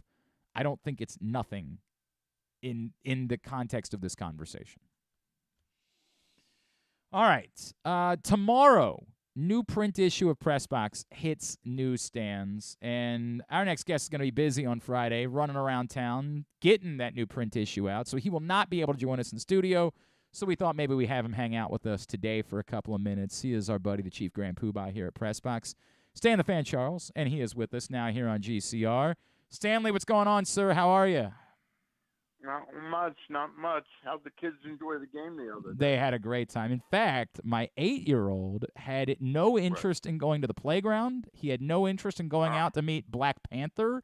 He just wanted to be in his seat to watch the baseball game on. I was blown away by it. First time that's ever happened that we took him to a game, and he just wanted to watch the game. Sammy was still more interested in the Avengers. Like, that part of it was he was there for that, and that was fine. Okay. You know, we took him out. He met Captain America. He met the Black Panther, and he didn't hate watching the game, but he was definitely distracted and constantly asking if I could go out and get him a snack or, you know, do something else. Right. Graham, my 8-year-old, good kids do. Correct. My 8-year-old, all in. Yeah. He has turned the corner. He was very excited. He was losing his mind every time there was a runner on base about the idea of them stealing a base. He's very excited about stolen bases. Like, is he going to run? Is he going to run? I'm like, Graham, nah, it's Salvador Perez. He's not going to run. Not going to be happening. I don't want to hurt you here. Not going to occur. But it was a great day at the ballpark. Did they meet Captain Splash? They did not. No, they did not meet Mr. Splash. Actually, I tell you what, here's the other one. Right. My 8-year-old was very upset, and I don't know that he'd ever heard the name before. My 8-year-old was very upset that he didn't meet Cal Ripken when they put him up on the big screen. When they put Cal on the screen and said he was there, all of a sudden my 8-year-old was like, well, I want to go down and meet Cal Ripken. And I said, buddy, it's not a meet and greet day. Like, it's not a, go line up. He's just sitting here enjoying. Do you want me to call him tonight as Cal Ripken? Wait, that would be great if you were willing to do that and say, hey, bud, it's Cal. I couldn't do that. I mean, I'm sure that I could ask Maroon at some point in my life. I have no doubt that at some point in my life, my kid will have the chance to meet Cal Ripken. But he was very upset on Saturday that he was not meeting Cal Ripken. He thought that was part of the equation for the baseball game. I want to talk with you about this. Like, how do we have an adult conversation about O'Hearn and Hicks and Lester and what they're doing and how long they can do it with Westberg and Cowser waiting and seemingly ready for a call-up and Mountcastle going on the IL? Like, what do we make out of this? Because it's definitely fun, but is it the right thing to keep waiting this thing out and letting them go versus trying to get these guys here and get them adjusted to Major League hitting or Major League pitching because you're probably going to need them in September? That's a lot to unpack there, but the teams that generally win and really challenge for a championship, they all have that unique thing. What's the phrase? The sum is greater than the whole of the parts, right, or something like that. In other words, what they're doing as a team right now defies what we would individually say that they'll all do. And I think that's sort of what's going on right now. It reminds me a lot of the '83 Orioles. Yeah, we had Ken Singleton, Cal Ripken, and Eddie Murray, but we also had Benny Ayala, Pat Kelly, Gary Renicky, John Lowenstein, that really, over the course of 162 games, and when used properly, players can really sort of defy what it says in the numbers, because that's what other teams have used them as, in the past. They've used them differently, not as effectively as we seem to be using some players right now. I don't think, for example, Ryan O'Hearn would be putting up these kind of numbers and putting some exciting at-bats together if he was facing a left-hander 7 out of 10 times. He's batting against right-handed pitching right now, and he's really thumping real good. Does that mean he's going to do it over 162 games? I couldn't tell you, but I like his chances the way Brandon Hyde's using him now. I hear you. Can I count on it continuing for 3 months? You know what I mean? Like, that's the part that I'm struggling. What I'm struggling with is, yes, ride it out. It's all of these things, but do I? I'm starting to take this team seriously enough that I'm really scratching my head. I really don't see Voth and Perez really surviving unless Perez really turns it around. Right now. No doubt. You can't convince me that DL Hall in some type of middle relief or late, seventh inning or something, can't be more effective in the major leagues than Cionel Perez right now, or especially Austin Voth. I mean, I thought Voth was really terrific last year. He's had a few moments this year, but, he comes in last night. You're killing this team. And he kind of, I won't say let them back in the game, but he did open the door ajar a little bit and forced, even at the end, they had to bring Bautista, was warming up, which is ridiculous in a game like I think that. it was a nightmare that they just had to put Baumann in. Baumann's one part of their bullpen. They should not have to put Baumann. You needed 2 innings.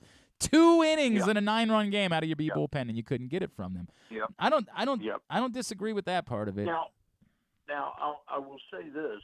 I'm wondering, Brandon talks an awful lot about, we just need more innings out of our starters. I'm not quite sure why it was necessary to pull Dean Kramer at 94 pitches after 6 innings last night with a 9-1 lead at the time? Yeah. 10-1 lead. You can't convince me that he couldn't have gotten through at least 2 outs in the 7th, which makes Baker an inning of the 3rd for the 7th and 8th, and then you got Voth and Perez to play in the 9th inning in a game like that was out of hand. But that's I can't quite put my finger on why Brandon preaches this all the time, that we need more innings, and yet he doesn't have a single starting pitcher, Glenn, that averages over the highest average inning pitcher he's got is Gibson at 5.9. And he pulled Gibson out of the game a week ago where he had a substantial lead, where I thought that he could, do another inning.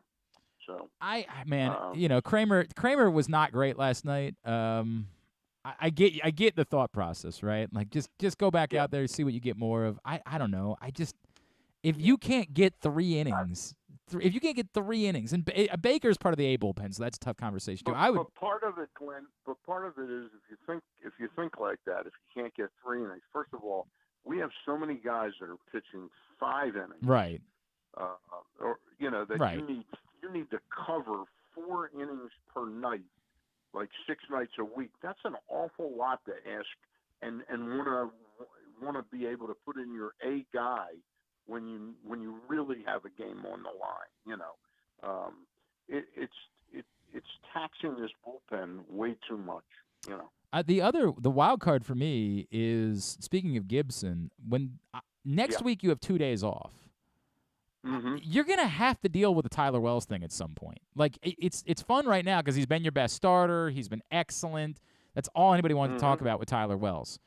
But he's not going to be able to go 180 innings this season. Like, you can't go from 103 to 180. I don't know exactly what the number is, but you're going to have to deal with it. It's probably in the 135, 140. And I've talked to a couple people that think that you could push it to 150, something like that. But, you're going to have to deal with it at some point. You have 2 days off next week.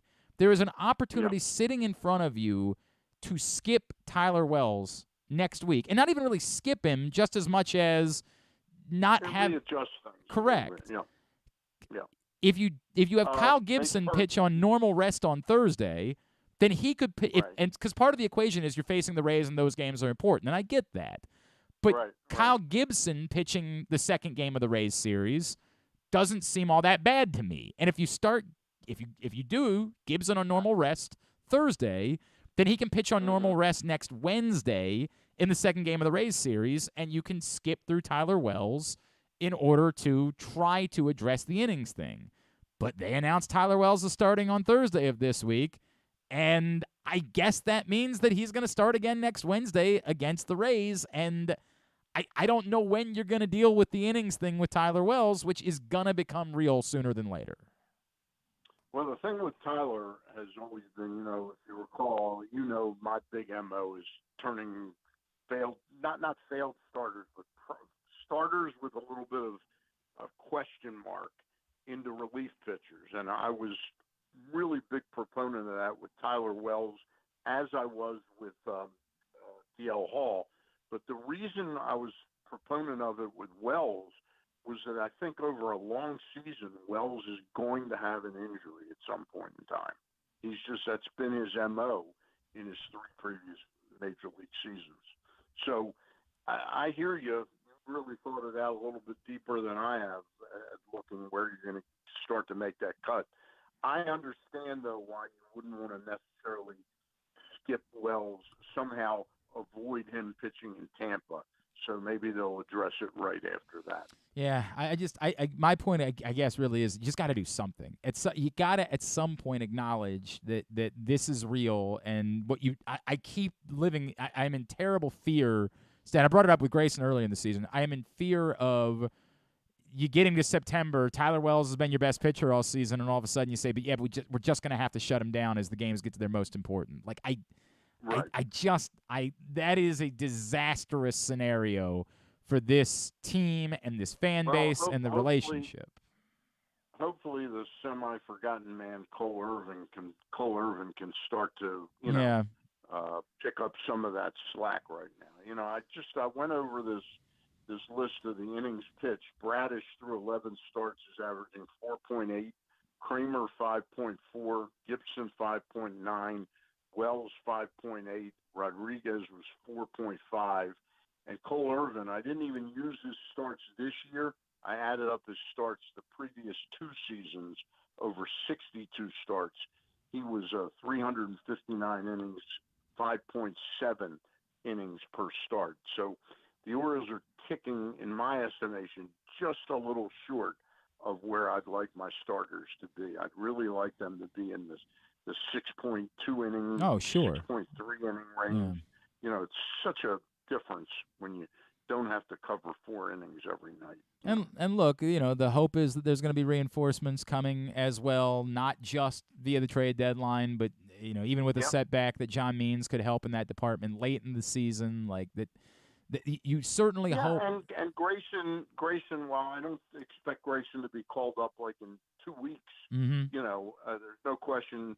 Post All-Star break, when you start talking about Wells needing to push his starts a little further out from one another to handle that innings thing, or do just a rest for 10 days or something like that, maybe Grayson will be able to help at that point in time. You certainly hope so. Stan the Fan Charles with us here on GCR. Let me go back to what we were starting about. Where are you with Westburg and Cowser, though? Like, where are you with those guys, and when, they should just be here because they should be here, and you solve it from there? Yeah. I'm really on the Cowser. The Cowser kick, to me, is pretty imminent.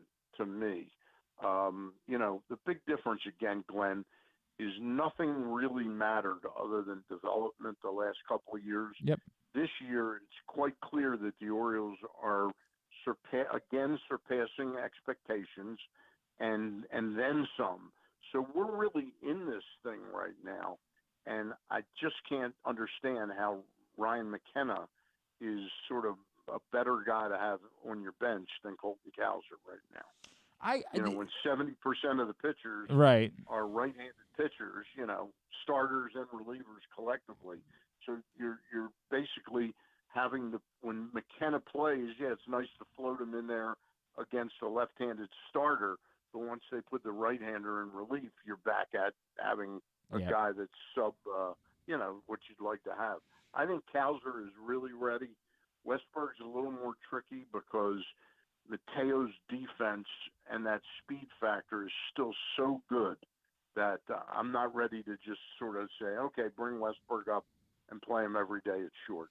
Well, I've assumed if you're doing the Mateo thing that you're doing it for Ortiz. I think you and I have talked about that. That if at some point you get to a place where you just say it was almost not work. Right, and I was kind of laughing about it. Like, his celebration when he took a walk last night was so over the top.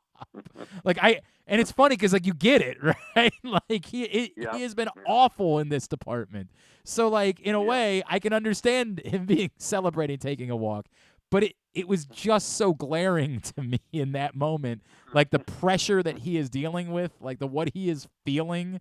that it came out just as something as simple as not swinging at a 3-1 pitch that was out of the strike zone. He was legitimately excited about it. But I've thought for some time, to your point, that if they decide, hey, look, we love the guy's defense, but we cannot continue to live with someone who his numbers have upticked in the last 2 weeks, and they've upticked to a 260 on base percentage, right? Like that. If you get to a breaking point with it, I've always thought the answer would be Ortiz because of what you just said, that the defense is so important that they don't want to take a step back. And if the answer on Westbrook, I think the more interesting part of the equation is, are they protecting Mountcastle to be an everyday player when he returns? Because I think that's the one that is definitely, as you and I discussed last week, has become way more in focus of, can you justify continuing to run him out there every day when he's not hitting against right-handed pitching, is having, whatever you want to call him, completely non-competitive at bats? When do you reach a breaking point?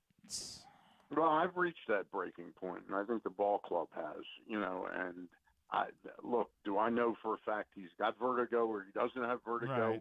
Right. But this problem superseded whether he's got vertigo or not right now. He didn't have vertigo 3-4 weeks ago when this problem became really, pretty much smacking us in the face. He's just on a winning baseball team. Yeah, could he play for the Oakland A's every day? Yeah, sure. Right.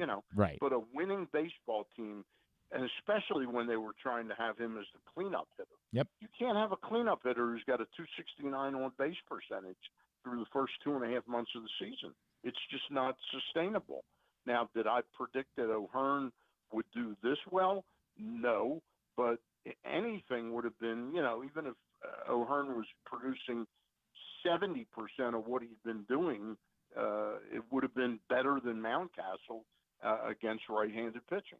So I think Mountcastle's days as an everyday starter are kind of, in my estimation, are kind of done. I don't look for him just to be given the everyday first base job because he's Ryan frickin' Mountcastle. Right. Ryan frickin' Mountcastle was a 255 hitter with a 300 on base percentage through his first 4 seasons, and I think most of us would agree, objectively, Glenn, that his process is kind of going backwards now. It's not. He's not getting better. He's striking out and walking at an alarming rate to me for somebody that would be a starting player every day in my lineup. We agree. We agree. All right. I wrote the piece. I wrote the piece I know about one player. Yep, Gunnar. One person sizzling and one's fizzling. Yep. And I think we know that Gunnar Henderson is the sizzler, and Ryan Mountcastle, sadly, is the fizzler. I think there's no doubt. I think there's absolutely no doubt about it. And I did. That piece is up at PressBoxOnline.com that Stan wrote, and there's no question that that's the direction those two guys are going in. All right, Stanley. As I mentioned, you're not going to be able to be in on Friday because your next couple of days are pretty busy. We have a new print issue of PressBox that's hitting newsstands. You want to tell everybody about it? Well, the cover story is, about Tony Saragusa is the cover story, and I'm drawing a blank now on the headline. You probably know it. I can pull it up in 1 second. Goose, remember? Yeah. I forgot.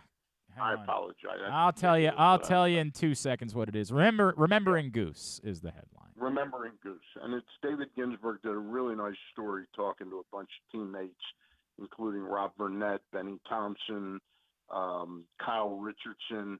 The people that were really in that locker room with him, and talked about what he brought as a player and as a man to the Baltimore Ravens in that first Super Bowl victory they had. But it also touches on how poignant it's been for the family. It's a year since we lost Tony Saragusa, and I'm sure the Saragusa family is feeling it much more than the average Baltimore Raven fan, and they're trying to keep his legacy alive. His daughter and son are working with this aviation company that Goose had formed that provides called Goose Flights, which are free flights for people that need medical need medical attention in some way, and they need to get from Philadelphia to Indiana or something like that, and it's a big deal for them. And these goose flights are sort of like mercy flights, and it's just a really nice, touching story. Also for NFL alumni that have fallen on health issues, right? Yes, like, I forgot about which that. was Yep, I know was a big part of it for Tony and for Kyle Richardson, and yeah. And Glenn, I got to give you, I always do, I pat you on the back when you add something really particular. This cover story was your baby. Well, this your idea. Stan, this came from we all sat and watched the Bullies of Baltimore, the 30 for 30, which was wonderful, right? It was wonderful, and as we all saw, Tony Siragusa was the star of the film. For Ray Lewis might have been the star of the team, right? Like whatever, but Tony Siragusa jumped off the screen during that film, and it introduced, I think, a new generation of young Baltimore. Like, Griffin has no idea why we care so much about Tony Siragusa. He's not a Hall of Famer. He's not a perennial Pro Bowler. Why did this city care so desperately about Tony Siragusa? And I think Bullies of Baltimore started to teach a younger generation of Baltimore fans why it is that we cared so much. And with that in mind, we had reached out to Tony's daughter after the doc aired, and Sammy came on with us, and it was overwhelmingly our most listened to segment of the year this year on GCR. And I said, wow, like this really is that powerful. And that's what led to the suggestion of the idea. And I read Dave's story this week, and he did a tremendous job of covering both aspects of it, of why Tony was so important, because it is hard to explain. It's hard to explain that without having the accolades to back it up, without saying he was a perennial first-team All-Pro. You can't. Well, and it's also the nuances that he filled in. He was the first guy Baltimore football fans of the new generation, the Ravens versus the Colts, fell in love with him the way they did Artie Donovan. Absolutely. Kind of more in Artie's post-career Artie Donovan. He was a throwback to the old-time football player that Baltimore fell in love with so much. And the story I had never heard. There's a story in there about, I think famously everybody knows that Tony had a very small cameo on The Sopranos, but as it turns out, it was supposed to be a lot more than that. And the reason why it wasn't a lot more than that is really emotional. And I'm not going to give it away. I'm going to tell you to go read Dave's story, but there's a really emotional reason why his character was so small on The Sopranos, and it's a testament to him as a human. That will. He was a funny human being. He was a character, but he had a lot of heart in a lot of different ways. 100%. So, and then to see what to your point, what his daughter and his son are doing to continue his legacy. It's a really beautiful story. So we look forward to that being out there this week. It'll start making waves tomorrow, right? And it'll be everywhere by Friday. Yep. Somehow, don't ask me why. I got the call at about 7:15 this morning that the truck was on the way today, and I was told it was going to be in tomorrow. So I'll be moseying over there to get things started. Excellent. So distribution. By the end of the week, everywhere around town where you find Press Box, including all those Royal Farm stores, you'll be able to pick up this print issue of Press Box, Remembering Goose, a great story from Dave Ginsburg right there on the cover. Everything else good with you, sir? Yep, no complaints. Looking forward to getting out to the ballpark tonight and keeping these winning ways going. Man, it was an electric Saturday. I'd like to win this series. Oh my God, to start, against a team that you're likely going to be competing with for a playoff spot at the end of the year, to have taken the first 4 against that team this season goes a long way. There is no doubt about that. Yep. Let's keep that going. At Stan the Fan on Twitter. Oh, and tomorrow night, remind everybody. Tomorrow night at 6 o'clock, not 7 o'clock, Gary Stein and I will have our first conversation with the new chairman of the Maryland Stadium Authority, Craig Thompson. Looking forward to that. 6 o'clock tomorrow night, Facebook.com/PressBoxSports is where you can see it live. If you miss it live, YouTube.com/PressBoxOnline or PressBoxOnline.com/video. Appreciate you, sir. And I'm sorry about this Friday, but I'll be back a week from this Friday. Look forward to it. All right, man. We'll talk to you then. All right. Thank you, Stan. Talk to you soon. Bye. Stan the Fan Charles, Chief Grand Poobah here at PressBox. Great, really great story. I literally just earlier this week finally had the opportunity to read it. Something that we had discussed, and Dave Ginsburg really did exactly what we wanted him to do with that story of both diving and explaining more and then talking more about that legacy, which is the part that you didn't get in Bullies of Baltimore, which is how his family is trying to continue his legacy and the significance of that for the Siragusa's and Goose Flights and what that's all about. And, of course, we did have Sammy on this show, and it was a very moving conversation that we had with Sammy. And more of that story is told in this print issue of PressBox. So I encourage you to go pick that up.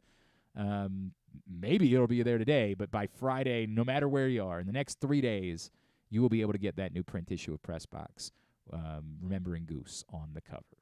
Yeah, I mean, you were 100% right. I mean, like, I obviously knew who Tony Siragusa was, but it's not like, and I make fun of people over this. This one makes sense. It's one thing when somebody doesn't know who. I would deal with it with Kyle all the time. He'd be like, "How am I supposed to know Rolling Stones songs? They're from before." I'm like, the Rolling effing Stones. They're before my time. I know Rolling Stones songs because they're the Rolling Stones.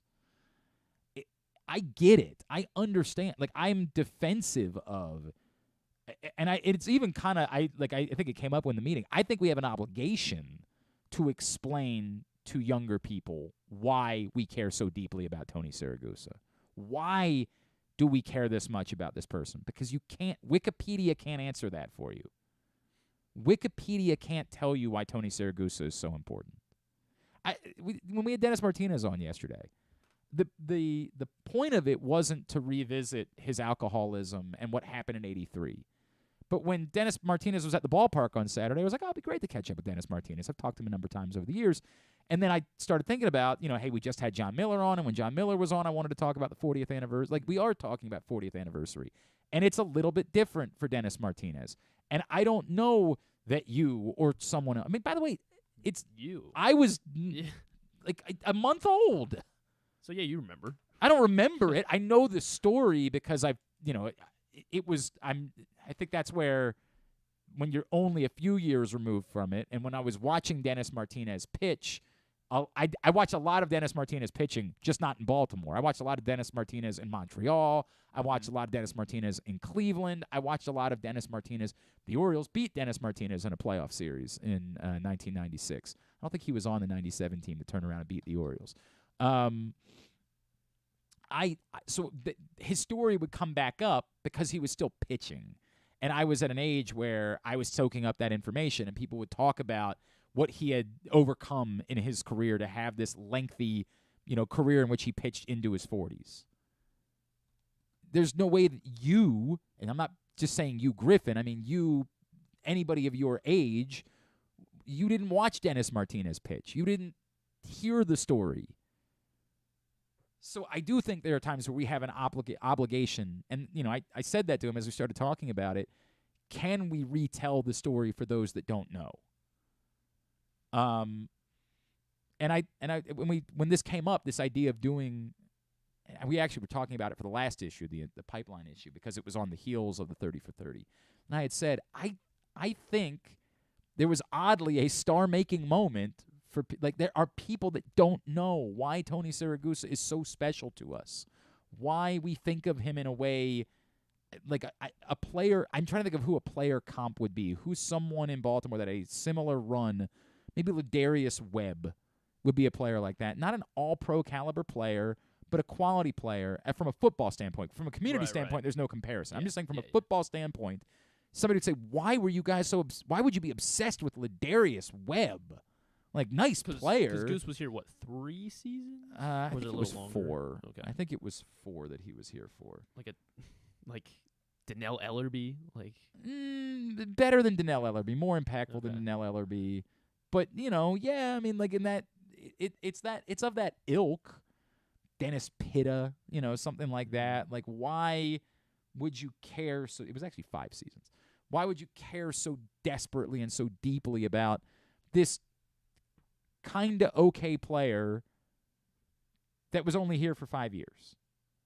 We got to tell you that. We have to explain that to you. We've got to talk about what Baltimore football was, you don't understand the disconnect that existed between. There was no Baltimore football before. Right. Like, you don't get it. And, like, how that gap had to be bridged and how we needed somebody like Tony Siragusa. So we do have an obligation to share it. And I think for a lot of people, seeing the 30 for 30 was the first time that you understood, wow, this guy that was not an all-pro player is the star of this film. Is the center of this universe is Tony Siragusa. When you got Rod Woodson, Hall of Famer, up on that stage, and you've got Ray Lewis, Hall of Famer, up on that stage, and Shannon Sharp, Hall of Famer, up on that stage, and Jonathan Ogden was on that team and wasn't even on the stage, right? Like, and it was a Hall of Famer. Ed Reed. Well, he was not on that team. Oh, that's right. Yeah, he was right. definitely not part of the 2000. Forgive me. I'm sitting back out. All good. All good. Like, he was definitely not on the 2000 Ravens. Why would this guy who wasn't even a Pro Bowler be the star of this film? Why would that be the case? So that was what I thought, was our opportunity to step in, explain it, because, again, for people of a certain age, Tony Siragusa was the Ravens. Tony Siragusa was what allowed us to fall in love with the Ravens, and so we had that opportunity to do it, and I thought it was, worthy of, a cover, and probably better as a cover after the 30 for 30 than it would have been before the 30 for 30, because I think the 30 for 30 gave people your age the opportunity to see it and to kind of get it, and then we could come in behind that and add a little more context to it. So that'll be available in the coming days, again, at your neighborhood Royal Farms, any of those hundreds of locations around town where you find Pressbox. All right, let's get a tidbit. Tidbit is brought to you today by your local Toyota dealer and buyatoyota.com. The Toyota Tacoma comes in a range of models and trim lines, so you can choose the perfect Tacoma to reflect your unique personality and driving habits. Check out buyatoyota.com for deals on new Tacomas from your local Toyota dealer today. Austin Voth's replacement just hit waivers. Tommy Hunter was waived yesterday by the Mets. Don't cry because it's over. Smile because it happened. I mean, if Buck's not going to have Tommy Hunter, then I think that's the end of the run. That's the end of Tommy Hunter? Yeah. So the A's, they did win 7 Although, in straight. fairness, I don't know how much longer Buck's going to be there. That's sad. That's sad. It's not his fault, I mean, Scherzer's pitching terrible. I mean, not terrible. I don't know. Verlander and Scherzer have been underwhelming. Yep. Anyway, so the A's, talk about good baseball teams, the Oakland A's, they've won 7 straight. Break them up. By the way, may they keep beating the Rays. Yeah. May that continue. I mean, this 7, it's all against winning teams, too. Like the Pirates, they had 2 wins over the Pirates. They swept the Brewers, and now 2 wins over the Rays. So they entered the streak again, as I mentioned yesterday, with a 194. Orioles back within 4 games of the Rays in the AL East. Here it comes. Think about that bet. Think about that bet. Yeah, now I think I might actually have to place that bet. Oh, yeah? Yeah. All right. Entering the streak, as I mentioned yesterday, with a 194 winning percentage, they are now tied for the longest win streak ever by a team to enter a win streak at a sub-200 winning percentage. They joined, as I mentioned yesterday, the 1895 Louisville Colonels, and now By the way, they no longer have the worst record in baseball. Yeah, the Royals, yes, have the worst record in baseball. Those Royals. And the Detroit Wolverines in 1885. A lot of memories of At the 190, Detroit they went on a Wolverines. 7-game winning streak. So if they win again today, they would now have the longest winning streak by a sub-200 winning percentage team. How about that? Panthers did lose last night. Obviously, the Heat lost on Monday night. It is the 5th time that a metro area has lost to lose the NBA and NHL finals in the same year. So I'm not sure what I guess it. Well, I mean, if this is in the same year, it would probably happen within the span of a week. Yes. I mean, like normally back-to-back days. I don't know, but it wouldn't surprise me if it happened in back-to-back days before, if it's happened that many times. Last time it happened was 2016. 2016. Hang on a second. Okay. Don't tell me. 2016 would have been a Warriors NBA title. Warriors. No, they lost. That was when they lost to the Raptors.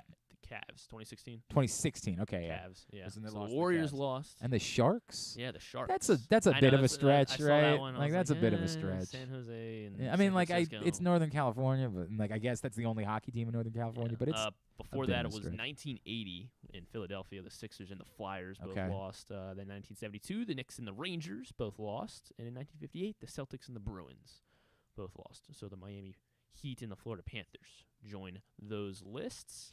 Now on Sunday, Andrew McCutchen picked up his 2,000th career hit. He became the fifth. Hold on, I want to make sure I have this right. Yeah, the fifth active player to reach the 2K hits mark.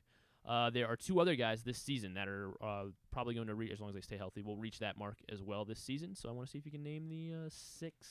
So the top 7 guys, most hits, essentially, active players. Nelson Cruz. Nelson Cruz does indeed have 2,000 hits. 3rd most among active players. Joey Votto. Joey Votto has the 2nd most among active players. Goldschmidt. Paul Goldschmidt is not in the top 7 here. He has 18, so he's 1,824. So probably next season, Goldie will join this list. I mean, are we counting Cabrera? Yes. Okay. Yes. Okay. Miguel Cabrera, So 3,111. Yeah. He'll catch A-Rod, I think, in the all-time hits list. I think when he hits his 3,115th the next couple days. Freddie Freeman. Freddie Freeman will he makes my arbitrary cutoff. He is at he needs 8 more hits, then he'll reach 2,000. Evan Longoria. Longoria is just outside of my top 7 here. He has 1,907, so 93 more hits to reach 2K, which he could do this year. I mean, he's playing a little bit, kind of regularly for the D-backs. But yeah, Longo, I would think Longo will reach the mark eventually. Boy, now some of these I don't think Mike Trout is there. Mike Trout is not there. No. Mike Trout has 1,600 How about hits. JD Martinez? JD Martinez not in the top 7. He has 1,575.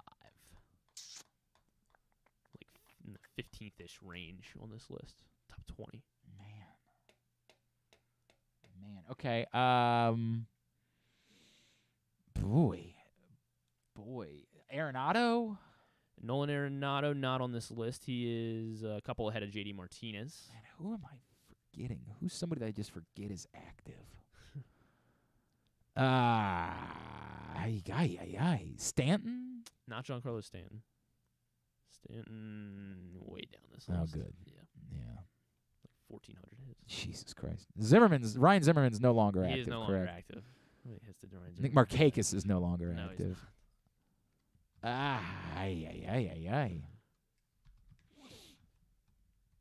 I mean, I don't think it's Machado. I don't think it's Harper. Nope, not them. Machado has 1,600. 1,640. There's no. Okay. Altuve? Altuve is top 7. Really? He is 40 hit. He is 48 hits away from 2,000. 48 hits away. So the other person has 2,000 hits. Yes. So it's definitely somebody that I just forget is somebody that active. you forget is active. Let me know when you. I guess I'll give you his current team hits. I mean, if I forget they're He's an active, I'm he's not an sure that. American League player. AL Central.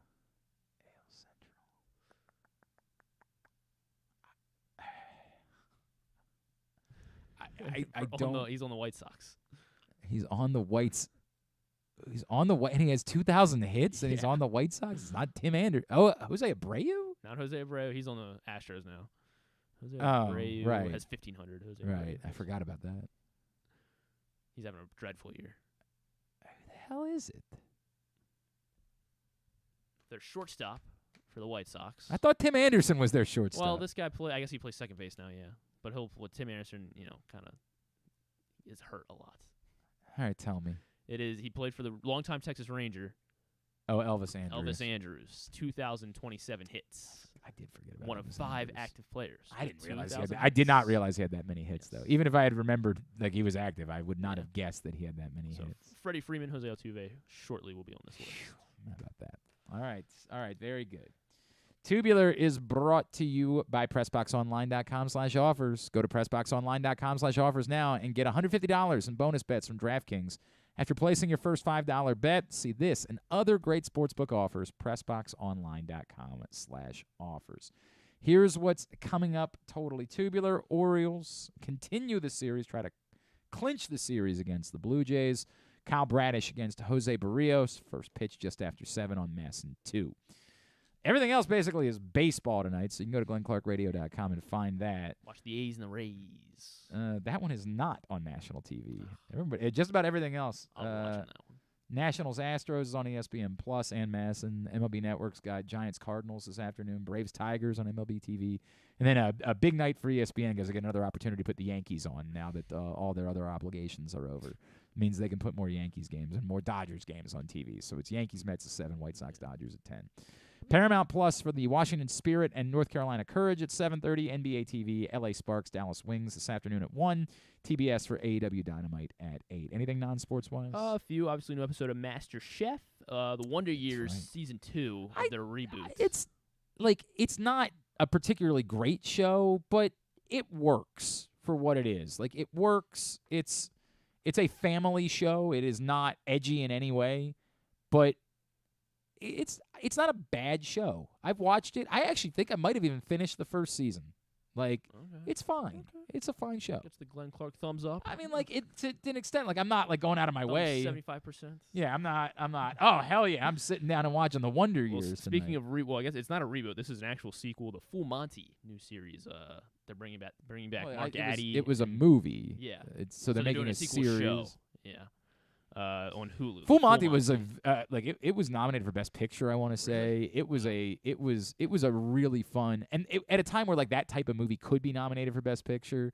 It was just a really fun movie. I was probably too young to have been seeing it.